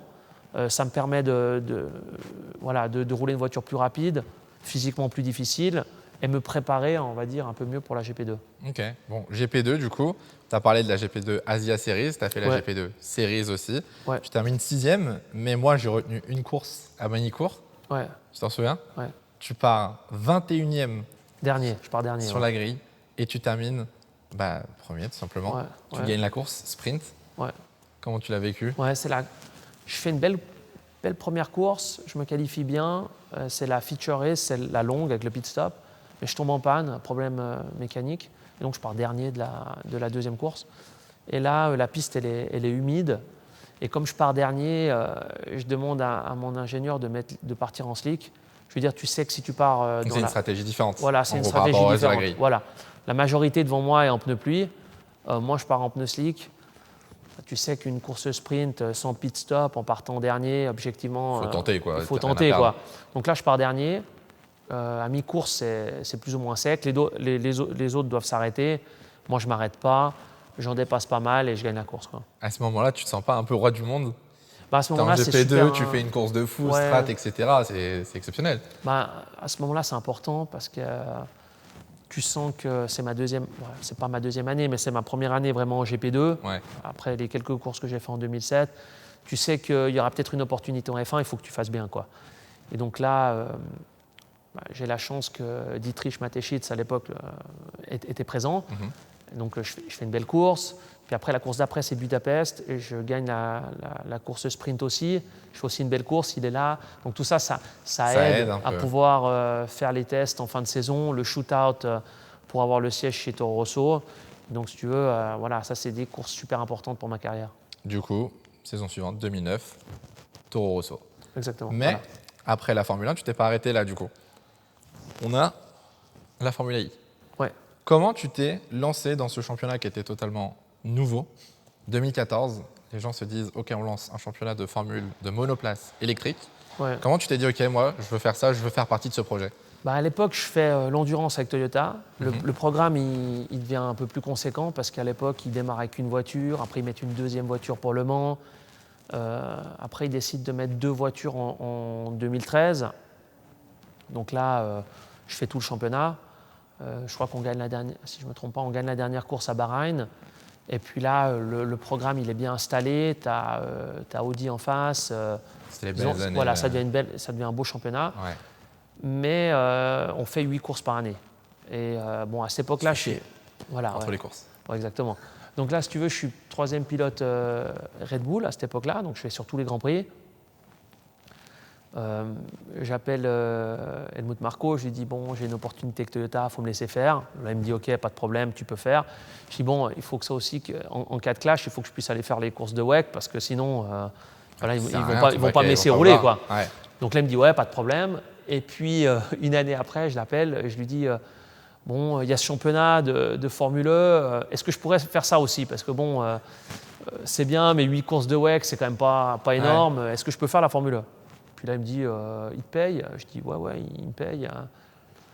Tu veux rouler où? Je dis je veux rouler chez Dams, c'est une bonne équipe. Jean-Paul Driot, je le connais déjà depuis pas mal d'années, c'est presque un ami. Et puis là, je ne me rappelle plus comment ça se passe, mais disons, on est à la remise des prix du WEC en 2013. Je crois qu'on termine troisième, c'est la remise des prix FIA. Ouais. Et là, ils viennent d'annoncer que la Formule E va exister en 2014, si je ne me trompe pas. Ouais. Et donc là, Jean-Paul, il me dit « Ouais, on fait cette équipe ». Moi, je lui dis « Ouais, bravo, c'est super. En plus, avec Alain Prost, ils vont faire cette équipe. » Puis il me dit « Mais ça serait super que tu roules pour moi. » Puis je dis ah ouais, pourquoi pas. Et donc là, j'appelle Helmut, je dis ouais, est-ce que je peux faire? Il me dit ouais, il te paye, bon ok, fais. Puis donc on démarre comme ça le championnat. Mais moi, à cette époque-là, j'ai aucune attente. Tu vas, voilà, on roule. J'y vais, mais par contre, je sais qu'avec Dams, je suis dans une bonne équipe. Okay. Je sais qu'avec Jean-Paul et Alain, bien encadré quand même. Voilà, ils vont mettre les moyens, on va pouvoir se battre devant. Voilà, je sais que j'ai aucune idée si la voiture va être sympa, rapide, si le championnat va être bien, mais disons, je sais que je vais être dans une bonne équipe. Et donc, on démarre comme ça et ça s'est super bien passé. Et puis après, voilà, d'année en année. Est-ce que tu peux expliquer, pour ceux qui ne regardent peut-être pas la Formule E, la vraie difficulté de conduire une Formule E? Parce que moi, j'ai l'impression que vous êtes plus des ingénieurs à devoir recharger, gérer la consommation, etc. Ce n'est pas juste accélérer, frein et tu passes une vitesse. Non. Alors bon, à l'époque de celle-ci, la Gen 1, on a démarré, c'était la même voiture pour tout le monde, exactement la même, en année 1. Ouais. Et là, on avait 4 vitesses. Donc, tu avais des palettes au volant, tu changeais les vitesses, un peu comme une voiture normale. Bon, pas d'embrayage, bien entendu, mais tu passes les vitesses. Okay. Pour l'année 2, la voiture, ça reste la même, mais les constructeurs impliqués dans le championnat peuvent fabriquer leur propre powertrain. Okay. Donc là, très rapidement, la technologie, elle te pousse à avoir maximum 2 vitesses. Justement pour éviter les passages de vitesse, parce que chaque fois que tu passes les vitesses, tu perds un peu d'accélération. Ouais. Puis quand tu ralentis, chaque fois que tu passes les vitesses, tu arrêtes de régénérer. Donc là, Renault développe le powertrain, le meilleur powertrain. On domine la saison 2 et 3. Et donc, si tu veux, là, le championnat, il évolue vite. Mais à cette époque-là, tu n'as pas vraiment de... T'as pas de software qui t'aide à gérer l'énergie. C'est juste toi avec le pilotage. Donc, voilà, toi avec le pilotage. Et moi, on va dire, avec l'expérience du LMP1 à l'époque, le règlement venait de changer. On avait beaucoup d'électrique, on avait le système hybride, on avait de l'essence limitée par tour. Donc, tu devais gérer l'énergie. Et en fait, ça, c'était une de nos forces, c'est que moi, j'ai pu amener beaucoup d'expérience du LMP1 qui nous a permis vraiment de dominer les premières années de la Formule 1 parce qu'on était les premiers à avoir à l'époque des bips qui indiquaient quand lâcher les gaz, on va dire, d'utiliser l'énergie beaucoup mieux que les autres. Okay. Donc, on a gagné énormément de courses parce qu'on était beaucoup plus efficace, on avait un système bien plus avancé. Puis après, bon, le règlement, le championnat a évolué. Ça a évolué, voilà, il y a eu la Gen 2, Gen 3. À l'époque, vous changiez de voiture. Voilà, donc à l'époque de cette Gen 1, il y avait un changement de voiture parce que bon, la technologie de batterie ne permettait pas de faire une course plus longue que 25 minutes. Donc ils se sont quand même dit, bon, une course de 25 minutes, c'est quand même un peu limite. Donc 2 voitures par pilote, tu t'arrêtes, tu changes de voiture. Et donc ça, c'est vrai qu'il y a pas mal de constructeurs qui n'ont pas voulu s'impliquer au début parce que, on va dire, l'image que tu renvoyais était quand même un peu bizarre. Voilà. La première fois que tu vois ça, tu vois le pilote sortir, courir à l'autre voiture, tu es en mode, qu'est-ce qu'il fait? Voilà, exactement. Et puis après, bon, avec la Gen 2, ça c'était un gros changement parce que tu avais une voiture plus compétitive, plus rapide, plus de puissance, puis tu n'avais plus de changement de pilote. Donc là, c'était un gros step. La première saison, bon, toi tu parles en saison 1, 2, 3, moi je pars en année, donc on va essayer de s'y retrouver. D'accord. Sur la première saison, du coup, bon, tu te bats face à Nelson Piquet Jr. Ouais. La saison, tu la perds de pas grand-chose, 1 point, malheureusement. Mais tu prends ta revanche l'année suivante. Ouais. Champion l'année suivante face à Lucas Di Grassi, et moi je veux forcément revenir sur la dernière course. Vous êtes du coup donc 2 à jouer le titre. On est sur la dernière course et premier virage, premier tour, accrochage entre Lucas Di Grassi et toi. Ouais. Donc Lucas te percute de l'arrière. Ouais. Comment tu l'as vécu ce moment-là dans la voiture? Je sais pas pourquoi, je pensais bien qu'il allait faire ça, quoi. Bizarre. Bizarre, ouais, je le connais quand même. Mais non, disons, à cette époque-là, lui, il a un point de plus que moi, à ce moment-là. Donc si on abandonne les deux, lui, Il est champion. Il est champion. J'avais fait la pole avec 8 ou 9 dixièmes d'avance. Donc lui, à ce moment-là, je pense qu'il sait que si je passe le premier virage, normalement, voilà, je domine. Et donc, à cette époque-là aussi, tu marques des points pour le meilleur tour. Donc, et tu as deux voitures. Donc là, il me percute. La chance pour moi, je peux repartir. Et puis, je peux m'arrêter puis changer de voiture. Donc à cette époque-là, en plus, tu n'as pas besoin d'être dans les 10 premiers pour marquer le point du meilleur tour. Après, donc, ça a évolué l'année d'après. C'est la guerre, du coup, pour aller chercher le meilleur tour. Voilà, là, c'est la guerre pour gagner, pour faire le meilleur tour. Donc là, la voiture, on la règle pendant la course. On met le setup de qualif, donc on met les ailerons max. On fait tout ce qu'on doit faire pour être le plus rapide possible en qualif, parce que c'est vrai qu'en course, tu roules avec moins d'appui pour avoir moins de traînée, devoir moins économiser. Donc là, on met la voiture en mode qualif. Et puis là, on part pour le meilleur tour. Donc tu n'as pas beaucoup de tours, tu vois, parce que la course n'est pas très longue non plus. Et là, à chaque fois que j'essaie de faire le meilleur tour, lui, à la radio, il se débrouille pour à chaque fois me ralentir, en fait. Se retrouver devant toi, quoi. Voilà, exactement. Et donc là, si tu veux, j'y crois pas trop, parce que je dis, attends, quand même, là, c'est soit un minimum sportif, quoi. Tu me rentres dedans déjà exprès. Ensuite, tu essaies de m'attendre pour pas que je fasse le meilleur tour. Tu faisais bouillir dans le casque, non? Donc là, lui, il fait un meilleur tour avant moi. Okay. Parce que lui, tout de suite, il saute dans la voiture, dans la deuxième voiture. Il fait son meilleur tour direct. Là, il fait le meilleur tour. Nous, on prend le temps, on se dit, on attend un peu que la piste s'améliore, tu vois, parce que c'est des pistes circuits en ville, donc il n'y a pas de gomme. Donc plus tu roules, plus ça va vite. Et on dit, on part dans les 10 dernières minutes. Et là, premier tour, paf, il s'arrête, ne peut pas le faire. Bon, un peu de pression quand même, tu vois, deuxième tour, troisième tour. Là, tu sens qu'il ne reste plus que 4 tours. Tu te dis, attends, tu sais que tu peux faire le meilleur tour facilement, mais là, lui, à chaque fois, il est dans. Et là, mon ingénieur, à l'époque, circuit de Formule 1, tu as des pit lanes un peu. C'était spécial, non, c'était un truc particulier. Tu fais un espèce de tour au milieu d'un parc. Puis donc là, il me dit, à la dernière minute, tu rentres au stand. Donc, à la dernière minute, je rentre au stand. Lui, il est devant moi, il ne peut pas rentrer au stand. Donc là, si tu veux, il se retrouve, mine de rien, complètement circuit, décalé au moment où je ressors. Séparés. Voilà. Et puis là, je peux juste faire un tour. Et là, je fais le meilleur tour. Je ne sais pas avec combien d'avance, mais je fais facilement le meilleur tour. Puis donc, si tu veux, le tour, il est fait. Donc pour lui, c'est mort. Ouais, c'est un peu mort. Donc lui, après, il continue d'essayer de faire le meilleur tour, mais il ne pouvait plus, ça ne servait à rien de me ralentir. Donc là, après, je peux refaire un ou deux tours. Et donc, je gagne le championnat pour 1 point parce que je marque 2 points pour le meilleur tour. Sacrée façon de gagner le premier championnat quand même. Ouais, voilà. Tu marques un peu l'histoire de cette façon. C'était un peu bizarre. Mais bon, heureusement, je gagne le championnat, c'était le plus important. Ta relation avec Lucas Di Grassi, elle a été un petit peu meilleure par la suite quand même ou pas? Ou ça reste un bon rival quand même Non, à cette époque-là, elle était très mauvaise. Tu peux bien t'imaginer que je n'avais pas beaucoup de respect pour lui. Je pense que ça allait dans les deux sens, malheureusement. Ouais, on n'était pas potes du tout. Maintenant, si tu veux, ça fait tellement longtemps, on a passé à autre chose. C'est plus un problème. Mais disons, voilà, ce jour-là, je n'avais pas beaucoup de respect pour lui. Alors, la saison suivante, tu fais une très très bonne saison. Mais tu as un problème, c'est que tu as des clashs. Ce qu'on parle depuis le début de la vidéo. Et donc, tu t'absentes pour certaines manches de Formule I pour rouler en endurance. Ce qui te coûte forcément des points, ou Di Grassi marque des points. Et malheureusement, tu perds donc le titre sur le dernier week-end. Alors, j'aime bien parce que tu sais, tu te souviens très bien, je pense, de ce week-end, donc qui était compliqué, puisque déjà, en séance de qualification, Lucas Di Grassi part devant toi, de pas grand-chose. Mais derrière, en course, premier virage, tu as un accrochage.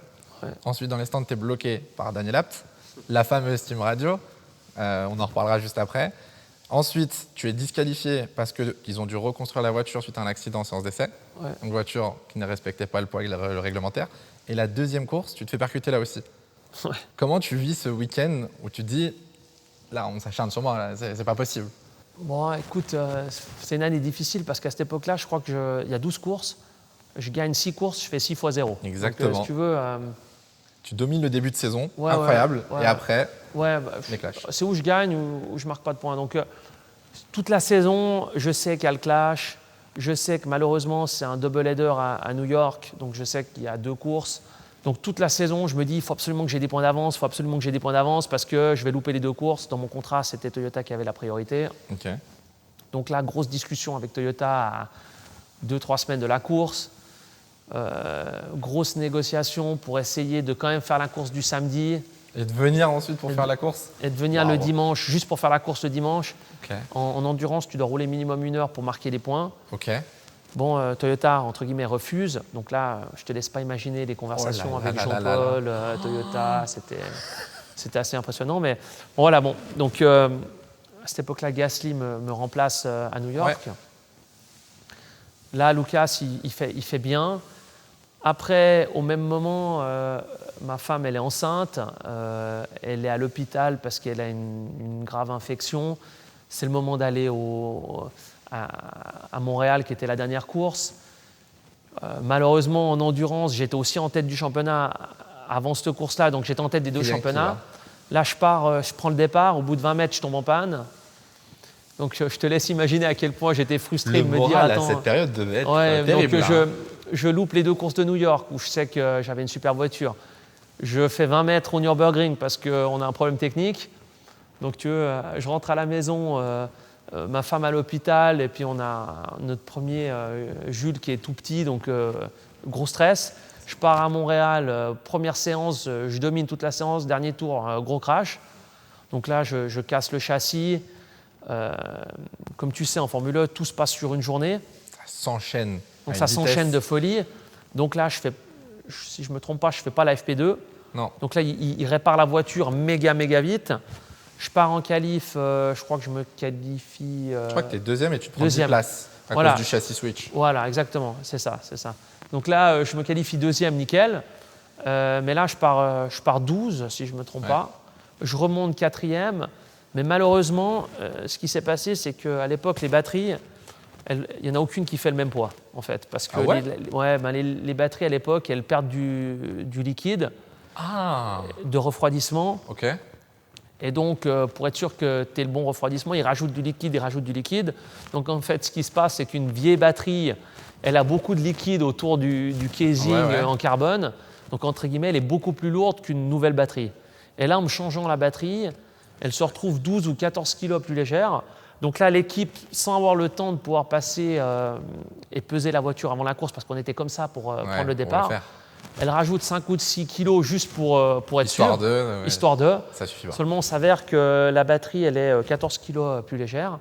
Et il y a une tolérance de 1 ou 2%. Et on était limite sur la tolérance, juste dans la tolérance, entre guillemets. Donc, on n'a pas pu batailler là-dessus.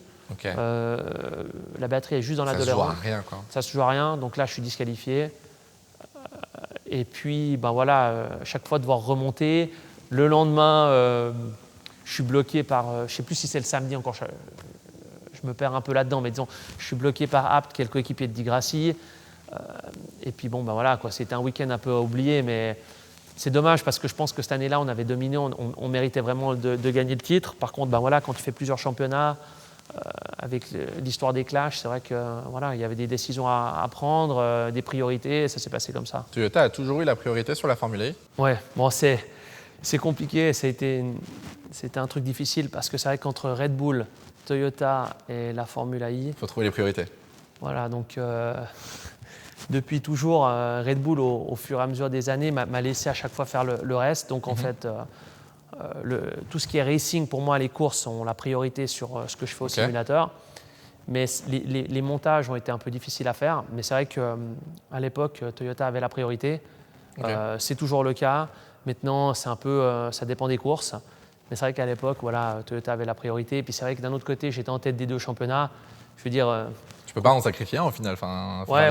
Tu sais que si tu fais pas la course d'endurance, tes coéquipiers marquent les points, pas toi. Donc là, tu sais que tu as perdu. Okay. À cette époque-là, en Formule I, je veux dire, tu loupes une course. Certes, tu marques pas de points, mais tu peux quand même encore gagner le championnat. Là, en endurance, quand tu roules pas avec tes coéquipiers, les autres marquent les points, pas toi. Ok. Moi, j'ai une question sur la Formule E, du coup, par rapport à ce e-prix du Canada. Il y a eu les teams radio, etc. Tu es quelqu'un de très vocal, tu as du caractère. Est-ce que ça te dérange que toutes ces teams radio soient diffusées? En plus, tu parles français, donc c'est plus facile de s'énerver en français. Est-ce que c'est quelque chose qui t'a dérangé à l'époque ou pas? Et au final, tu t'en fiches un petit peu de ce que les gens pensent de tes radios? Ouais, je dirais que ça m'a un peu dérangé. Après, si tu es conscient que ça va passer sur le feed.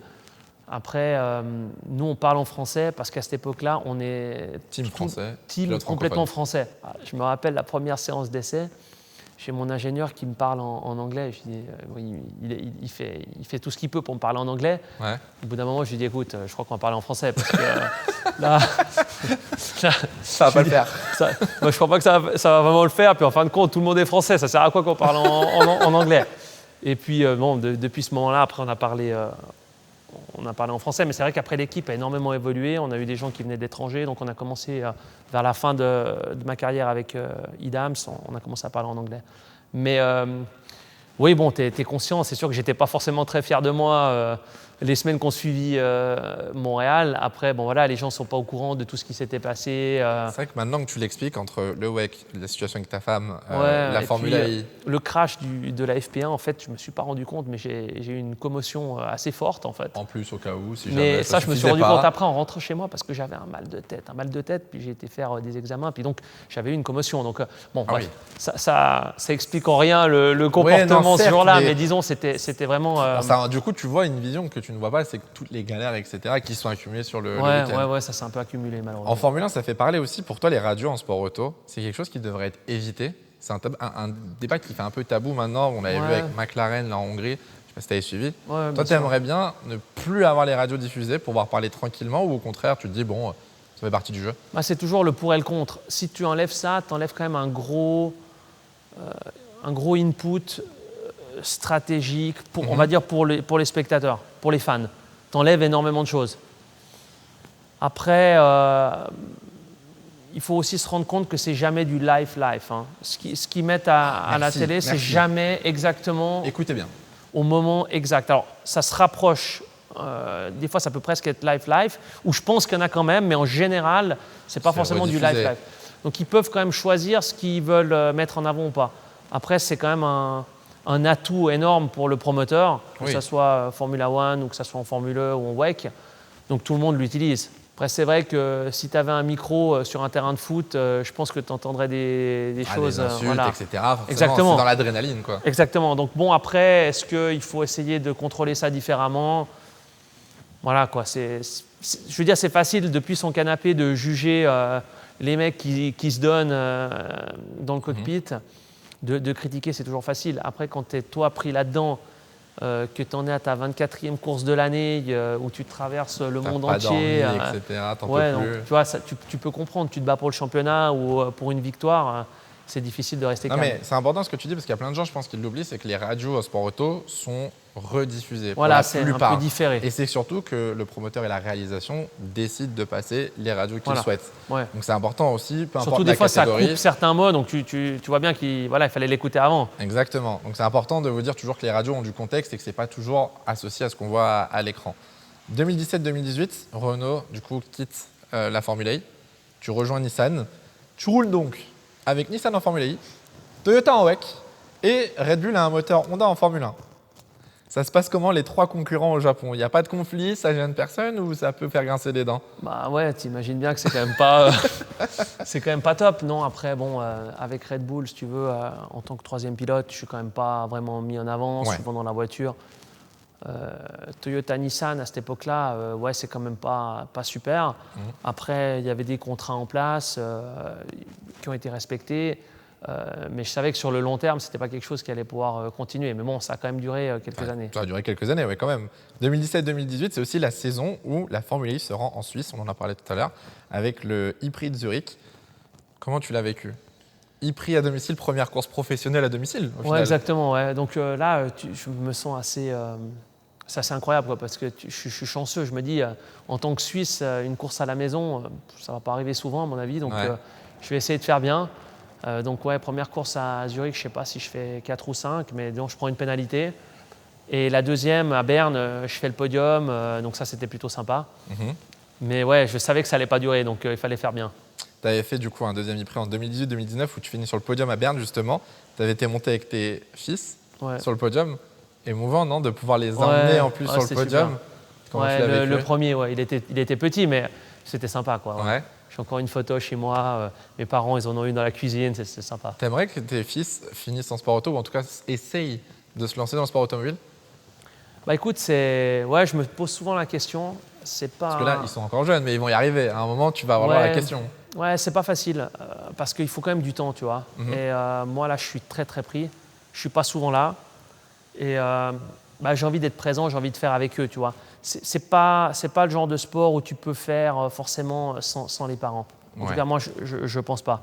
C'est quelque chose où les parents doivent être impliqués à un max et donc il faut du temps pour ça. Et là, moi, je suis tous les week-ends en voyage. Donc c'est vrai que d'un autre côté, j'ai pas envie de leur donner l'envie et de ne pas être capable de pouvoir être là. Donc, mais bon, après, c'est comme tout, hein, ils grandissent, à un moment donné, tu dois décider, hein, parce qu'il faut commencer tôt. Mais en tout cas, tu n'es pas fermé à l'idée. Non, je ne suis pas fermé à l'idée. Après, c'est juste de dire comment mettre ça en avant, comment le faire bien. Moi, je ne suis pas quelqu'un qui aime faire quelque chose juste pour le faire, tu vois. Si je fais, c'est pour faire bien, c'est pour gagner, c'est pas juste pour m'amuser, quoi. En 2019, on avance en Formule E et malheureusement, donc Jean-Paul Driot perd la vie. C'était donc le patron de Dams. Tu étais très proche de lui, on l'a compris. À ce même moment, du coup, pour Nissan, ça devient un petit peu compliqué. Il y a eu un rachat par Charles Pic ensuite et Dams va tout simplement arrêter à la Formule E. C'était quoi ta relation avec Jean-Paul Driot à cette période? Quel impact il a eu sur la suite de ta carrière après la F1? On se connaissait depuis longtemps parce que c'est à l'époque Dams qui s'occupe des voitures d'A1GP pour la France et même une année pendant 2-3 ans pour la Suisse.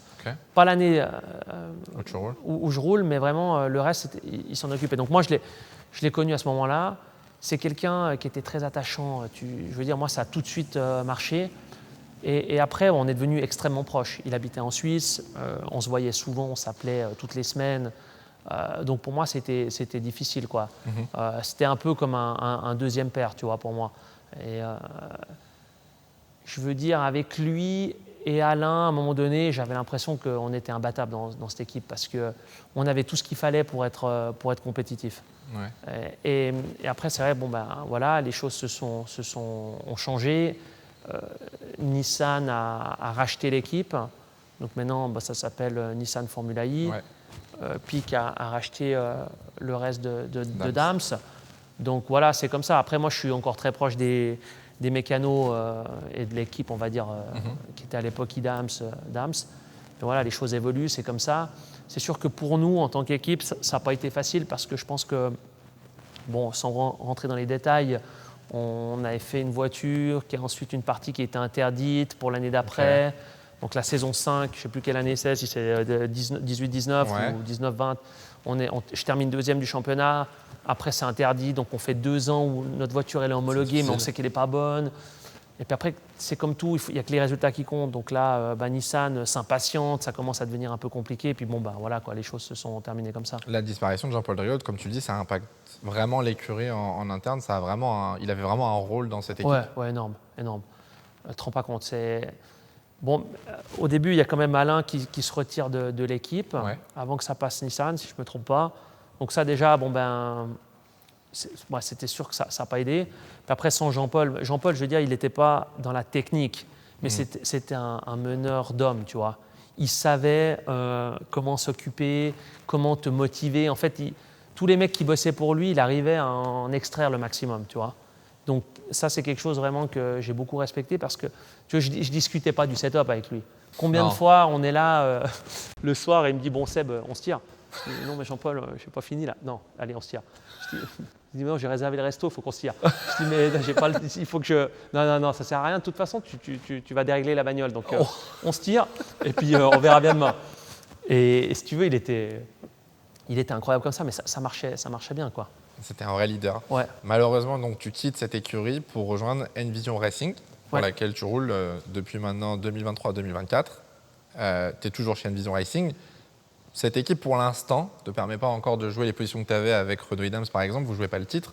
Est-ce que ça reste quand même un objectif pour toi en Formule E de revenir au plus haut niveau et de gagner, pourquoi pas encore un titre? Ouais, c'est vrai que ma première année avec eux, je fais quand même 2 pôles. Je crois que je termine 6 du championnat, mais on gagne le championnat par équipe. Constructeur. Donc ça, c'était plutôt bien pour eux, la première année que Envision gagne. L'année passée, donc cette année, c'était beaucoup plus difficile. On a bien démarré au Mexique avec la première ligne et le podium. On termine assez bien à Londres. Je fais première ligne, 3e le premier jour, 4e le deuxième jour. Mais le milieu de saison était vraiment mauvais. Donc là, on s'est pas mal remis en question. En Formula E, ce qui est compliqué, c'est que c'est très serré. Ouais. Je pense qu'en essayant de faire mieux ou plus, on a fini par faire moins bien. Ok. Donc clairement, on s'est un peu perdu. T'as pas d'essai. Donc voilà, on n'a pas fait du bon boulot, mais on a bien terminé. Donc ça me donne quand même pas mal d'espoir pour la suite. Mais maintenant, c'est sûr que voilà, c'était une saison difficile. Même pour l'équipe, on termine 6e des constructeurs. L'année d'avant, on gagne. Donc voilà, c'est comme ça. Maintenant, à nous de travailler dur pour améliorer ça. Du coup, l'année prochaine, on a Envision. Pas Envision, on ne sait pas encore. Voilà, ça va bientôt se savoir. Hein. On va bientôt savoir du coup. Bon, de toute façon, pour l'instant, donc la saison de Formule E est terminée et il te reste encore un championnat avec Toyota, cette magnifique voiture qu'on a derrière. Tu es depuis plus de 10 ans maintenant dans le championnat d'endurance et tu es un pilote qui est quand même très très bon, tu as un très bon palmarès. Est-ce qu'aujourd'hui, conduire l'hypercar, c'est ta voiture préférée? Ah, la question piège. Ouais, question piège. Non, alors je dirais que le championnat, il est extraordinaire là, avec l'arrivée de tous les constructeurs. Bon, la BOP, t'aimes pas, mais disons, Ouais. tu as un championnat qui est très difficile. Je veux dire, les voitures, elles sont très proches. Donc, c'est vraiment le détail qui fait la différence. Et c'est vrai que là, de ce côté-là, c'est super. Après, technologiquement, par rapport à une LMP1 de 2020, les dernières, Ouais. bah, c'est quand même moins bien, si tu veux. Ok. C'est plus lourd, ça a moins de puissance, ça a moins d'appui. En tant que pilote, tu apprécies pouvoir faire 3,15, 3,16 Ouais, bah au ouais. Mans.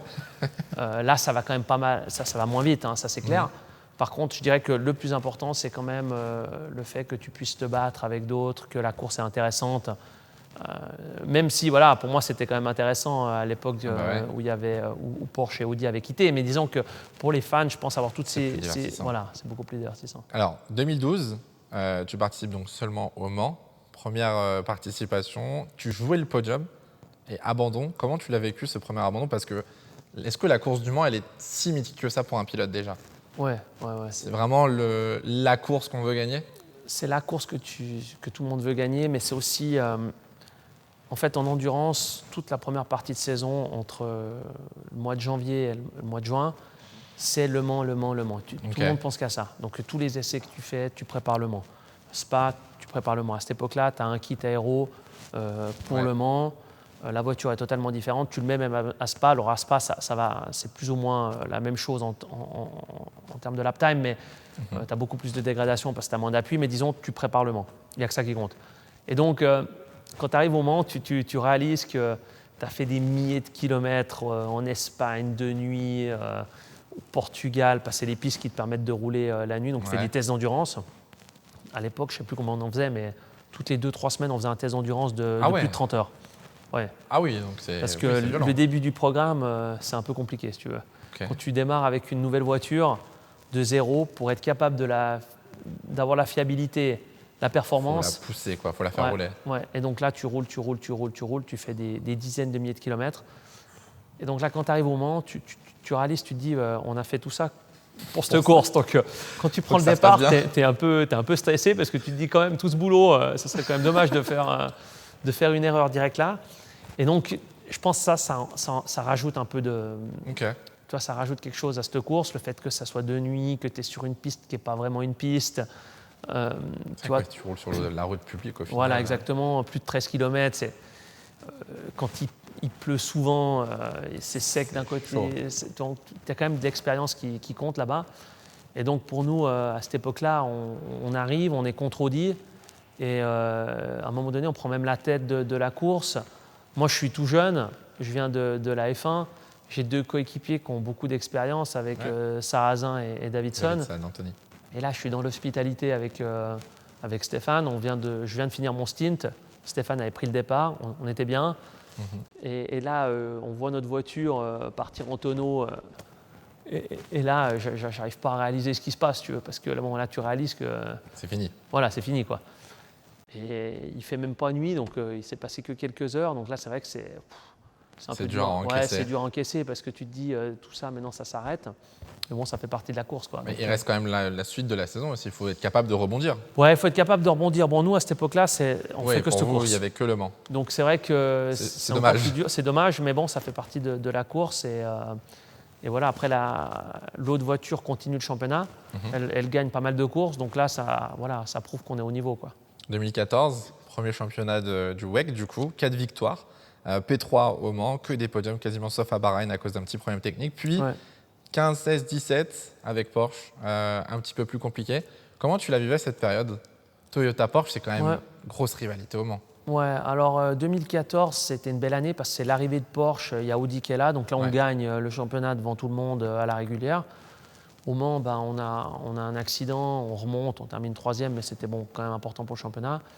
2015, on reste avec notre super capacitor à l'époque, une sorte de batterie un peu, c'est pas vraiment une batterie. Et là, l'avancée technologique des autres fait qu'on n'est pas du tout au niveau.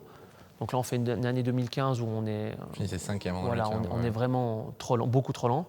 2016, on change tout, on met la batterie comme les autres, on met le V6, biturbo, et là vraiment on est très rapide. Donc là, en 2016, on est en tête à Spa, on a quasiment un tour d'avance quand on casse le moteur.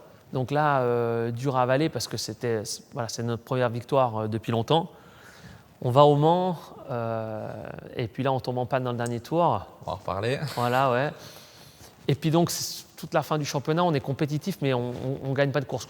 La voiture sœur, la 7, gagne quand même Fuji, qui était important pour nous. Mais nous, on est vite, mais on ne gagne pas de course. Puis là, 2017, je crois qu'on gagne plus de courses que Porsche, mais on fait 2 du championnat. Exactement. Parce qu'on tombe en panne au Mans. Donc là, si tu veux, on passe à côté, encore une fois. Mais bon, le championnat, on le fait bien. Et puis après, 2018, là, on gagne. Mais c'est vrai que ces années-là, elles ont été difficiles parce que tu passes de tout gagner, tu domines en 2014 à la difficulté, quoi. Complètement à côté du sujet en 2015. 2016, passer plus près de ça, de la victoire, c'est pas possible. Donc là aussi, psychologiquement, c'était pas facile. Tu parlais de justement la numéro 7, mais est-ce que vous, alors il y a 2 équipes, il y a une équipe mais 2 voitures. Est-ce que vous vous entraidez quand même entre les équipages? Il y a un vrai travail d'équipe ou c'est chacun sa voiture, chacun sa data? Ah non, on partage tout. On partage tout, on est tout le temps ensemble. On a une super complicité avec les autres pilotes. On est vraiment les 6 pilotes tout le temps ensemble. On mange ensemble. C'est juste la voiture, on ne sait pas, mais sinon c'est vraiment le team Toyota. On partage tout. Ok. Bon, 2016, t'en parlais. L'abandon au Mans, c'est une des images, je pense, les plus mythiques du Mans. À un tour de l'arrivée, la voiture s'arrête. Comment tu l'as vécu?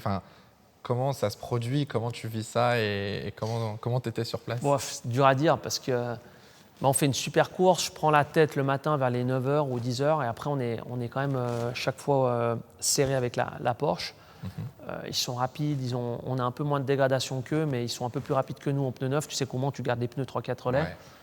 Mais à un moment donné, je ne sais plus à combien, à 1h30 de la fin, ils ont une crevaison. Donc là, ça les met à 1 minute et demie de nous. Un truc comme ça. Donc là, tu sais que même si tu es un peu moins vite, normalement, tu es bon, quoi. Tu as juste à gérer au final. Juste à gérer. Puis donc là, on met Kazuki à la fin dans la voiture et tu n'es pas tout le temps en train d'écouter la radio, quoi. En tout cas, moi, je ne suis pas tout le temps avec la radio sur les oreilles, tu vois. Donc, je me promène comme ça, je rigole avec Kamui, encore 20 minutes, 10 minutes, tu vois, donc tu fais un peu le compte à rebours. Et puis là, d'un coup, tu vois que les mecs, ils s'affolent autour de toi. J'en vois un qui lance son casque. Et puis là, on réalise que Kazuki dit « Ah, il n'y a plus de puissance, il n'y a plus de puissance. » Parce que juste avant ça, ils lui disent vas-y mollo, attaque moins, prends pas les tours. Puis là, 10 secondes après, il dit « Ah, il n'y a plus de puissance. » Puis là, il dit « Ok, attaque. » Il dit « Ah, c'est un autre problème. » Et puis là, personne ne comprend. Puis nous, à cette époque-là, tu as une partie qui est dans le camion à l'arrière, une partie qui est dans le box, une partie qui est sur le muret. Donc les ingénieurs, c'est un peu… C'est dispatché en plus. plus. C'est tout dispatché. Donc faire la communication, c'est pas facile. Et là, personne ne comprend rien. Donc là, on a des manières de remettre en route. Puis pour finir, il s'arrête dans la ligne droite. Puis à cette époque-là, tu as une sorte de règle qui dit que, à l'époque, aux 24 heures, quand tu avais beaucoup d'avance, il y a des mecs qui se parquaient dans le dernier virage, qui attendaient pour éviter de faire un tour en plus. Exactement. Puis là, tu as une règle qui dit que le dernier tour ne peut pas être plus lent que 8 minutes, un truc comme ça. Exactement. Un truc comme ça. Sinon, tu n'es pas classé. Voilà, Donc là, nous, on tombe en panne, mais on passe juste la ligne. Et puis donc là, la Porsche, elle a 1 minute et demie de retard, mais elle revient vite, quoi. Puis là, finalement, il repart quand même, mais les turbos ne fonctionnent plus, donc il n'a pas de puissance, en fait. Il roule, mais sans puissance. Donc là, il finit quand même, malgré tout, la course. Donc on fait le même nombre de tours que la Porsche qui gagne. Et là, on n'est même pas classé, quoi. À cause de cette règle qui avait été introduite, il fallait respecter le delta. Je j'ai trouvé ça une aberration et vraiment pas correcte. Mais bon, voilà, c'est comme ça. Donc, on n'est même pas classé, donc même pas le podium. J'ai trouvé que ça, c'était pas juste, quoi, parce qu'on a un vrai problème sur la voiture. Tu vois, on n'est pas en train Vous n'avez pas de faire exprès. volontairement Voilà, ralenti exactement. On n'a pour pas de gagner un atout puissance. Il met stratégique. 8 minutes pour faire le tour, mais tu vois ce que je veux dire. Comment tu l'as vécu, toi, dans le garage? Bon, mais là, La t'es souffrance, abasourdi. là, Ouais, c'est- tu comprends pas, tu es là, tu t'y crois pas, quoi. Ouais. Tu te dis, c'est pas possible.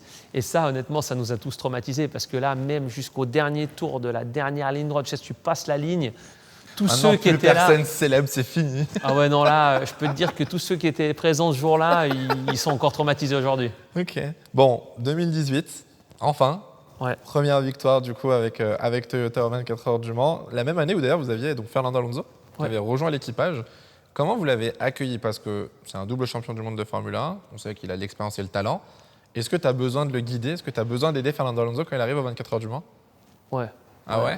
Bah, moi, j'ai une super relation avec lui parce qu'on est très potes et honnêtement, il était assez incroyable parce qu'il est arrivé, lui, il avait qu'en tête de gagner Le Mans parce qu'il voulait Triple couronne. la triple couronne. Donc lui, il s'est préparé le mieux possible. Il a fait Daytona même dans une LMP2. Il a regardé des heures et des heures d'on-board. Et c'est vrai que bon, au début, c'est une voiture qui est totalement différente d'une F1. C'est pas facile à conduire en fait. Ok. Parce que tu dois récupérer l'énergie au freinage. Si tu freines trop fort, certes, tu freines un peu plus tard, mais tu récupères beaucoup moins. Donc en fait, tu dois aller contre ta nature. Ok. Tu dois faire exprès de freiner moins fort pour récupérer plus d'énergie, Ok. pour avoir plus d'énergie à l'accélération. Ça ne fait pas tellement de sens. Quand tu vas aller vite, tu veux freiner fort et tard. C'est ça, ouais. Tu ne veux pas freiner Freine plus le plus tard tôt, possible, tu accélères plus tôt. Et... Voilà, c'est comme ça que tu vas vite en général. Ouais. Mais là, ce n'est pas comme ça dans cette voiture. Ok. Donc le début, ça n'a pas été facile, mais il avait une attitude assez incroyable parce que au début, il lui manque quelques dixièmes. Puis tu te dis, bon, au débriefing, qu'est-ce qu'il va dire? Il va pas être content. Ouais, est-ce qu'il va critiquer? Ouais. Et là, il ne dit pas un mot. Il dit pas un mot pendant une séance, 2 séances, 3 séances, 4 séances. Et petit à petit, il se rapproche, mais il ne dit pas un mot. Il dit non, il faut que j'améliore, Et là, première course à Spa, je crois qu'on la gagne. Deuxième course à Silverstone, je crois qu'on la gagne aussi, mais on est disqualifié parce qu'on a trop usé la planche. Et là, tu vois qu'il monte en puissance et milieu de la nuit au Mans, une fusée, quoi. Parce qu'il met beaucoup d'énergie dans les pneus. À ce moment-là, c'est difficile de garder les pneus en température. Ouais. Et lui, là, il fait un relais de nuit extraordinaire. Ok. Et là, il a eu le déclic. Mais il a bossé longtemps. Il s'est jamais plaint. Il a vraiment bossé. Il s'est pas forcément impliqué fort dans le réglage avant d'être lui-même sûr qu'il était au niveau, quoi. Tu as été impressionné par son niveau d'adaptation, etc. Ouais, j'ai été surtout impressionné de sa manière de travailler, tu vois. Ok. Parce que bon, tu peux t'attendre, il arrive, ça va pas top, il fait un critique, coup de gueule. tu vois. Ouais, non. Du Fernando Alonso Ouais, en Formule 1. il a rien dit. Il a bossé un max et là, d'un coup, il devient super compétitif. Et puis après, c'était un plaisir. Tu sais, c'était la super saison à l'époque. Donc là, on fait 1 année et demie ensemble. C'était incroyable. Comment ça se passe en interne? Parce que du coup, donc, vous êtes 3 dans une voiture. Ouais. Comment ça se passe, l'entente? Parce qu'on partage la même voiture, donc il y a un réglage. Ouais. Est-ce qu'on doit faire des sacrifices? Est-ce qu'il y a un pilote qui parle peut-être plus que d'autres? Il y a un leader parmi les 3? Comment ça s'organise? On s'est un peu partagé les tâches, si on peut dire ça comme ça. C'est-à-dire déjà, on avait tous le même siège. Donc là, on a fait un peu un petit compromis. J'ai le même baquet? Ouais, donc j'ai le baquet, j'étais le plus grand des 3, donc j'avais le baquet principal en carbone. Puis lui, il mettait un petit mousse, un petit coussin, ouais. Tu vois, mais bon, tu partages déjà le siège, la position, tu vois, c'est pas toujours facile et tu dois accepter que des fois, c'est pas top pour toi, tu vois, parce que bon, tu as un plus petit, tu as un plus grand. Mais donc là, tu dois t'adapter en soi. Et puis après, tout de suite, tu réalises qui est fort dans quelles conditions, tu vois. Et donc lui, il était très fort dans la mise en régime des pneus. Quand c'est un peu difficile la nuit, là, il était très très fort. Donc moi, j'ai tout le temps fait le départ, parce qu'en général, le départ, c'est quand il fait le plus chaud. Tu as tendance à surchauffer les pneus. Voilà, moi, j'étais bon là-dessus. Après, lui, il faisait, en général, il était deuxième dans la voiture après moi, Kazuki à la fin. On tournait comme ça en fait. Après, lui, il faisait des fois la qualif, des fois Kazuki. J'en ai fait quelques-unes.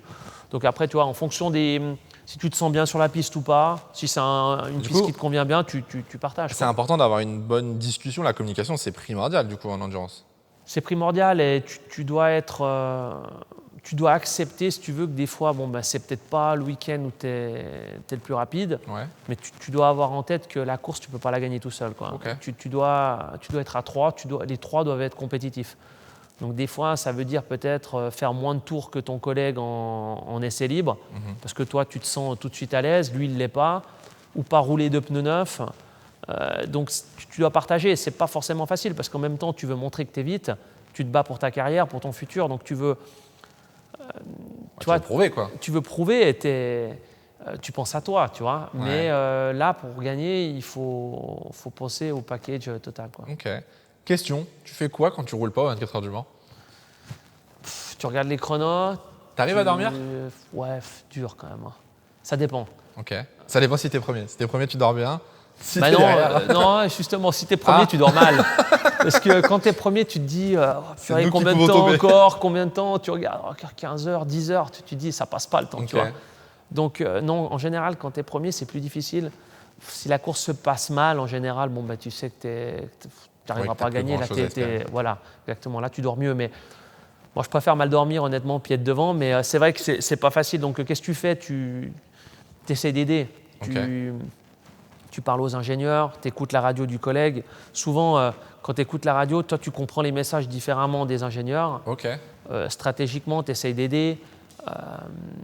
Tu essaies d'aider ton coéquipier, tu lui dis comment était la piste, qu'est-ce que tu as vu, tu vois, toutes ces choses-là. Donc après, tu essaies de bien manger, de te reposer un peu parce que tu sais que quand tu te réveilles le samedi matin, tu ne vas pas dormir beaucoup jusqu'au dimanche soir. Tu vois. Donc il faut quand même faire un peu attention et être reposé. Ok. Bon, derrière, vous avez dominé 2019, 2020, 21, 22, 23. Vous avez soit toi, soit l'autre voiture gagnée. Et ensuite, on a l'arrivée des hypercars. Ouais. Arrivée des hypercars, on a l'arrivée de beaucoup de constructeurs. Retour de Porsche, BMW, Ferrari, Peugeot, Lamborghini arrive, etc. Déjà, comment tu pourrais nous décrire la différence entre l'hypercar et la LMP1? Tu nous as dit que c'était une voiture plus lourde déjà. Ouais. Qu'est-ce qui change réellement dans la conduite? C'est une voiture plus lourde. Certes, elle est 4 roues motrices, mais à partir de 190 km/h. Donc, pour ainsi dire, tu ne le sens pas vraiment. Ouais. Donc, tu vois, en accélération, tu ne dépends que des roues arrière. Voilà, plus lourde, moins d'appui. Pas de 4 roues motrices, donc ça fait que la voiture est quand même beaucoup plus lente qu'une LMP1. Après, c'est peut-être un mix entre une LMP1 et une GT, tu vois.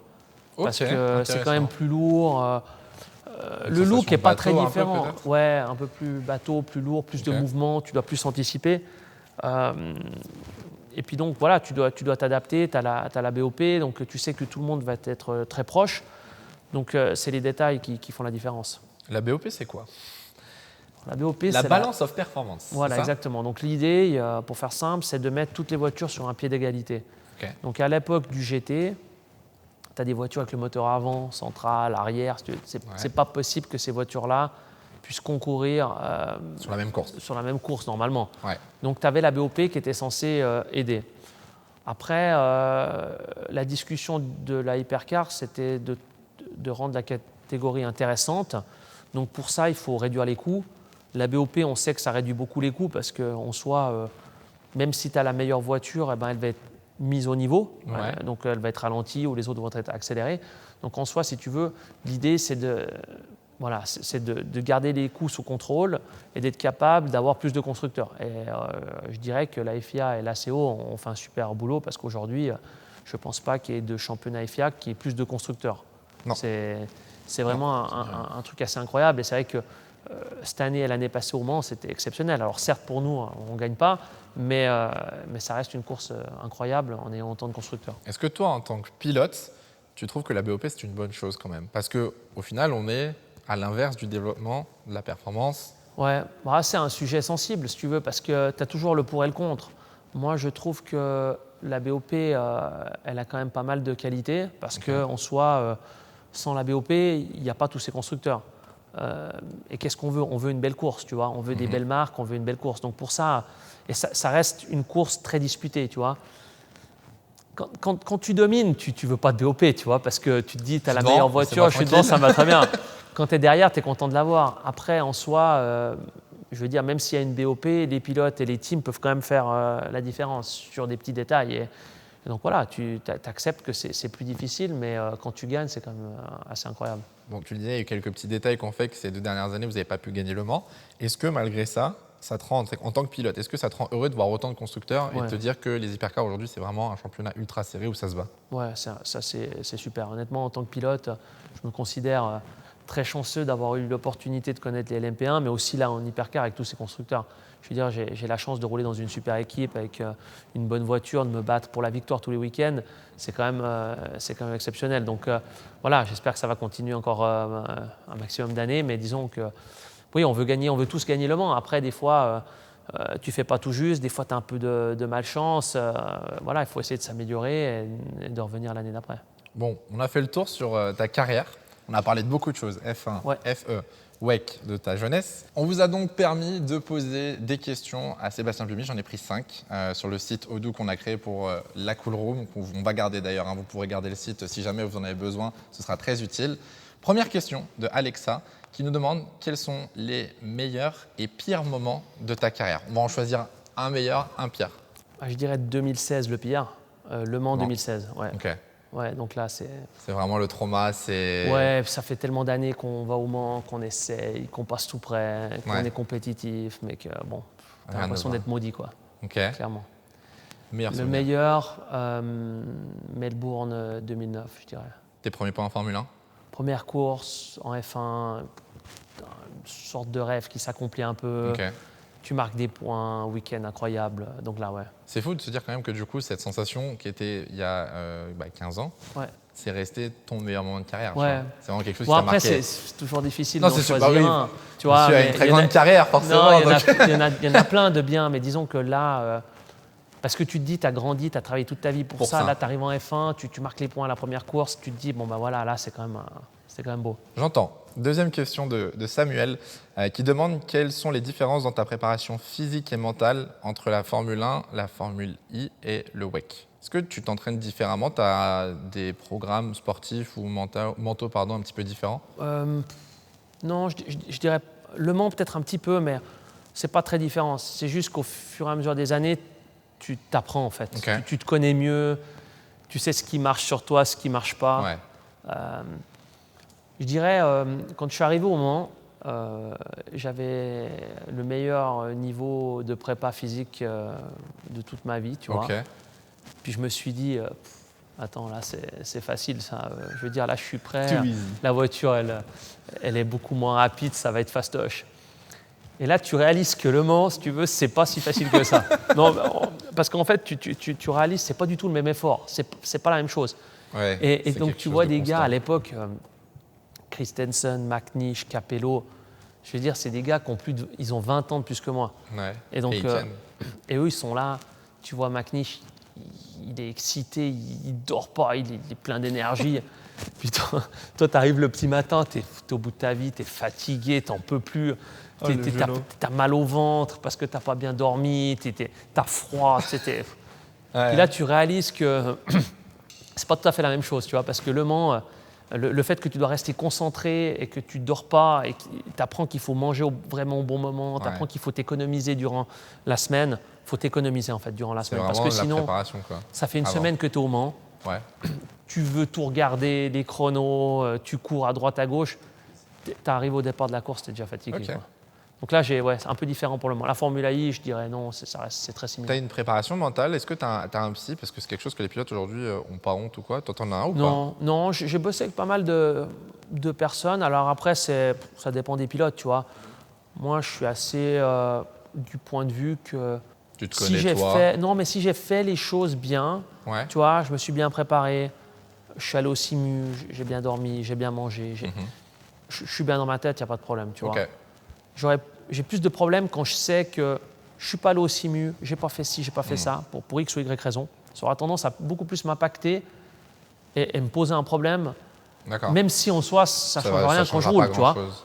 Mais là, ça va m'impacter beaucoup plus que si je sais que j'ai fait les choses bien. Ok. On a une troisième question de la part de Jojo qui demande comment est-ce que tu gères ta carrière professionnelle et ta vie personnelle avec ta famille. Ça, c'est quelque chose qui m'intéresse énormément parce que tu as un programme Formula I, WEC, tu vas faire le simu sur les courses de F1. Il y a 24 courses de F1. Ouais. Tu as des enfants, tu as une femme. Tu le disais, tu as plein de choses. Comment tu gères les deux et tu arrives à bien organiser tout ça? Ouais, c'est pas facile, hein. C'est sûr que quand tu es tout seul, déjà faire 3 championnats, je veux dire entre guillemets 3 championnats, mais d'être avec 3 équipes, c'est pas facile. Mais après, quand tu as une famille, des enfants, c'est encore plus dur. Après, quand tu as d'autres business en dehors, après, moi, j'aime être occupé, tu vois. J'adore ça, je fais plein de choses. J'essaie de bien m'organiser. Ouais. Après, il te faut des gens autour de toi qui t'aident, tu vois. Faut être bien Ta entouré, femme, ouais. moi j'ai de la chance, je suis très proche de mon frère, de mes parents. C'est eux qui gèrent la concession, c'est eux qui gèrent plein de choses pour moi. Donc, tu vois, je suis bien entouré. Je pense que voilà, si s'ils ne m'aidaient pas, je ne pourrais pas faire toutes ces choses-là. Ok. Après, c'est comme ça, c'est des choix. Tu en as qui décident de faire un seul championnat, ils ont une vie un peu plus cool. Tu en as d'autres qui font plus de championnats, ils ont plus de boulot, ils roulent plus. de Bon, mouvement. ben voilà, quoi, tu choisis ce que tu veux faire. Ok. C'est pas trop dur avec ta famille pour tes enfants parce que du coup ils grandissent, tu les vois un peu Ouais. moins du coup et c'est peut-être quelque chose qui peut te manquer ou que tu aimerais les voir plus souvent, être avec eux sur des choses ou quoi? Ouais, c'est sûr. C'est sûr que des fois, tu te dis, je suis pas assez là, ils grandissent, je vois pas. Mais après, tu vois, par exemple, à Londres, ils étaient les 3 là, ils étaient les 3 sur le podium Ouais. avec moi. J'étais super fier, tu vois. Tu m'étonnes. Quand tu m'as demandé quel était le meilleur moment de ma carrière, Ah. j'ai failli te dire Ça aurait la pu. 3e place de Londres, même si c'était qu'une 3e place, mais parce que j'avais mes enfants avec moi. Et voilà, tu as envie quand même de leur montrer que la vie en général, c'est difficile et il faut bosser. C'est pas en restant à la maison sur le canapé que les choses vont se faire, tu vois. Donc, j'ai quand même envie qu'ils comprennent que c'est difficile, tu vois. Et en l'occurrence, dans mon cas, ça veut dire beaucoup voyager, pas beaucoup être là. Après, Les si sacrifices. ton temps, quand tu es là, il est de qualité, honnêtement, ça va aussi. Très bien, j'aime beaucoup cette réponse. 4e question de la part de Thomas. Là, on va parler de l'après-sport auto. Est-ce que tu as déjà des projets après le sport automobile? Est-ce que tu as déjà pensé à ton après-carrière au final d'athlète? Ah, j'ai 2-3 choses en plus, tu vois. Comme je t'ai dit, Oui, ici tu la nous as dit, t'as concession, etc. de l'immobilier. J'aime bien, j'adore le sport auto, tu vois. Donc, Mais tu as déjà pensé du coup? Ouais, j'ai t'es déjà déjà eu posé des la question, discussions, même avec Toyota après ma carrière. Après, tu sais pas comment les programmes vont évoluer. Je veux dire, il y a plein de choses à faire. Maintenant, j'ai 35 ans, j'espère que j'ai encore quelques années devant moi, tu vois. En tout cas, j'espère. Et après, on verra. Mais disons, je me fais pas trop de soucis, je serai assez occupé. T'aimerais bien avoir un rôle peut-être d'ambassadeur ou quoi pour le sport automobile en Suisse? Ouais, pourquoi pas aussi, tu vois, pour essayer d'aider un petit peu les jeunes, promouvoir le sport en général. Mais après, je suis quelqu'un, moi je fonctionne avec des objectifs, avec des résultats, tu vois. Donc, D'accord. si je sens que c'est pas quelque chose qui va me permettre de faire un vrai changement, ça va pas m'intéresse pas, tu vois. Ok. Je veux Bon à être savoir. capable de contribuer, tu vois. Dernière question de Clémentine, et là elle est très intéressante pour les plus jeunes qui nous suivent. Est-ce que tu aurais des conseils à donner pour les jeunes qui souhaiteraient devenir pilote ou se lancer en sport automobile, basé sur ton expérience? Ouais, je dirais bien entendu commencer par le karting. Ouais, Après, malheureusement, c'est un sport qui coûte cher. ok. Donc, je ne dirais pas que c'est impossible, mais aujourd'hui, arriver en F1, il faut quand même des moyens. Donc, malheureusement, il faut faire beaucoup de karting, ça coûte, il faut être compétitif directement. Ok. Ça, c'est le seul moyen de réussir à trouver des partenaires, des sponsors ou d'intégrer des junior teams Ok. qui vont, entre guillemets, financer la suite de la carrière. En tout cas, moi, c'est comme ça que ça s'est passé pour moi. Rapidement en karting, j'ai été compétitif. J'ai pu, entre guillemets, on n'a pas payé pour rouler. Ensuite, Un la soutien Formule, financier de fou. voilà, BMW, Red Bull m'a tout de suite pris dans le junior team. Je veux dire, sans ça, c'est impossible. En tout cas, pour moi. Après, voilà, karting et puis toutes les petites formules. Maintenant, c'est un peu plus clair. Tu as la F4, tu as la F3, tu as la F2. Ouais. Bien sûr, dit comme ça, c'est facile, mais voilà, quoi, C'est l'objectif. C'est l'objectif. Et j'ai une question parce qu'en regardant les JO récemment, j'ai vu que certains sportifs aux JO, par exemple, changeaient de discipline à 15-17 ans. Tu penses qu'il y a un âge où on se dit, à partir de cet âge, le sport auto, ça devient quand même très compliqué? Parce qu'on les voit tous. En vrai, vous commencez les pilotes très jeunes, autour de 3 à 6 ans. On se dit, OK, les gars sont nés dedans. Tu vois, à 14 ans, tu ne peux pas dire, oh, je vais devenir pilote. Non, tu dois commencer tôt. Si tu ne commences pas tôt, objectivement, je ne dis pas que c'est impossible, mais tu dois commencer tôt parce que mine de rien, tu apprends la base, tu apprends les petits trucs et après, quand ça va dans le détail, c'est ça qui compte, tu vois. OK. Tu as besoin de grandir là-dedans, de t'imprégner, de faire des départs, de rouler avec des pneus neufs, de découvrir des nouveaux circuits. C'est toutes des petites choses qui s'accumulent et qui font qu'à la fin, tu es capable de faire la différence dans certaines situations, tu vois. Et aujourd'hui, en F1, bon, tu n'as que des très très bons, tu vois. Donc, tu peux être bon, mais il faut, faut être très bon quand même, je peux Oui. te dire. Hein. Non, Même, oui. même ceux que tu crois qui ne sont pas bons, ils sont quand même très bons. Ok, très bien. Bon, c'était les 5 questions. On le refera probablement pour les prochains épisodes aussi. Sébastien, on va finir avec le mini-jeu. Ouais. Tu vas y passer. Tu vas avoir 60 secondes pour répondre à mes questions en un mot. Alors aujourd'hui, j'ai des fiches, donc je vais essayer de m'en sortir. 60 secondes et je te donne un joker. C'est-à-dire Si une que je ne réponds pas. Voilà, si une question ne te plaît pas, tu as le droit de me dire joker et on passe à la question suivante. Est-ce que tu es prêt? Ouais, vas-y. Les règles sont claires? C'est parti. Ta catégorie préférée dans laquelle tu as roulé dans ta carrière? Endurance. Ton circuit préféré? Spa. La meilleure voiture que tu aies pilotée? LMP1 TSO 50. Est-ce que gagner les 24 heures du Mans, c'est mieux que d'être champion en WEC? Oui. Quel métier aurais-tu fait si tu n'étais pas pilote? Travailler dans la concession familiale, je pense. Daniel Abt ou Lucas Di Grassi? Joker. Cars 1, 2 ou 3? Cars 1, 2 ou 3, le film. Ah, 1. Oh, très bonne réponse. Ta musique favorite avant de monter dans la voiture? Ouais, j'écoute pas de musique. Oh, ok. Ton idole quand tu étais jeune? Federer. Ok. Si tu devais te décrire en un mot, Combattant. le pilote avec lequel tu t'entends le mieux, toutes catégories confondues? Brandon Hartley. Est-ce que Sébastien Buemi est un bon bricoleur? Non. Et qui va remporter les 24 heures du Mans en 2025? La Toyota numéro 8. Très bonne réponse. J'ai une dernière question que j'ai pas eu le temps de dire. Est-ce que tu as réalisé tous tes rêves en sport automobile? Non. Non. Est-ce qu'il y a des rêves que tu aimerais ou que tu penses encore pouvoir réaliser ou pas? C'est plus dans le. C'est Non, pas un mot. non, c'était gagné en F1. Ouais. Ok. Ouais. Ça reste. Est-ce que ça reste un regret Ouais. ou... Ouais. Bah, un regret. C'est pas vraiment un regret parce qu'en soi, j'ai fait mon maximum. Le timing, toutes ces choses-là, ça se passe pas comme tu veux tout le temps. Mais bon, ouais, c'est quelque chose que tu te dis. T'aurais aimé avoir. Bah, tu te dis que. Je me dis que voilà, j'aurais pu faire plus, quoi. Ok. Mais plus, je dis pas plus. Quand je dis plus, c'est que j'aurais pu, je pense, mériter plus de meilleurs résultats, tu vois. Après, le timing des choses veut que les choses se sont passées comme ça, tu vois. Au final, avec les choses qui se passent comme ça, tu te retrouves en Formule Voilà, 1, en ouais, exactement. endurance, J'ai fait etc. le WEC, j'ai gagné 4 fois le Mans, donc tu vois, c'est quand même pas rien. Mais disons, ça reste un peu une déception plus qu'un regret, tu vois. Ok, très bien. Et bah écoute, on a fait le tour. Super. Merci beaucoup. Merci à toi. C'était un plaisir de t'avoir. Merci à tous d'avoir regardé. J'espère que ça vous aura plu. Comme d'habitude, n'hésitez pas à vous abonner, à nous donner vos avis dans les commentaires. Merci à Odoo pour avoir créé le site aussi avec nous de Cool Room. On se retrouve le mois prochain pour un nouvel épisode. Et puis en attendant, prenez soin de vous. Faites attention à vous, c'est le plus important. Ciao, ciao.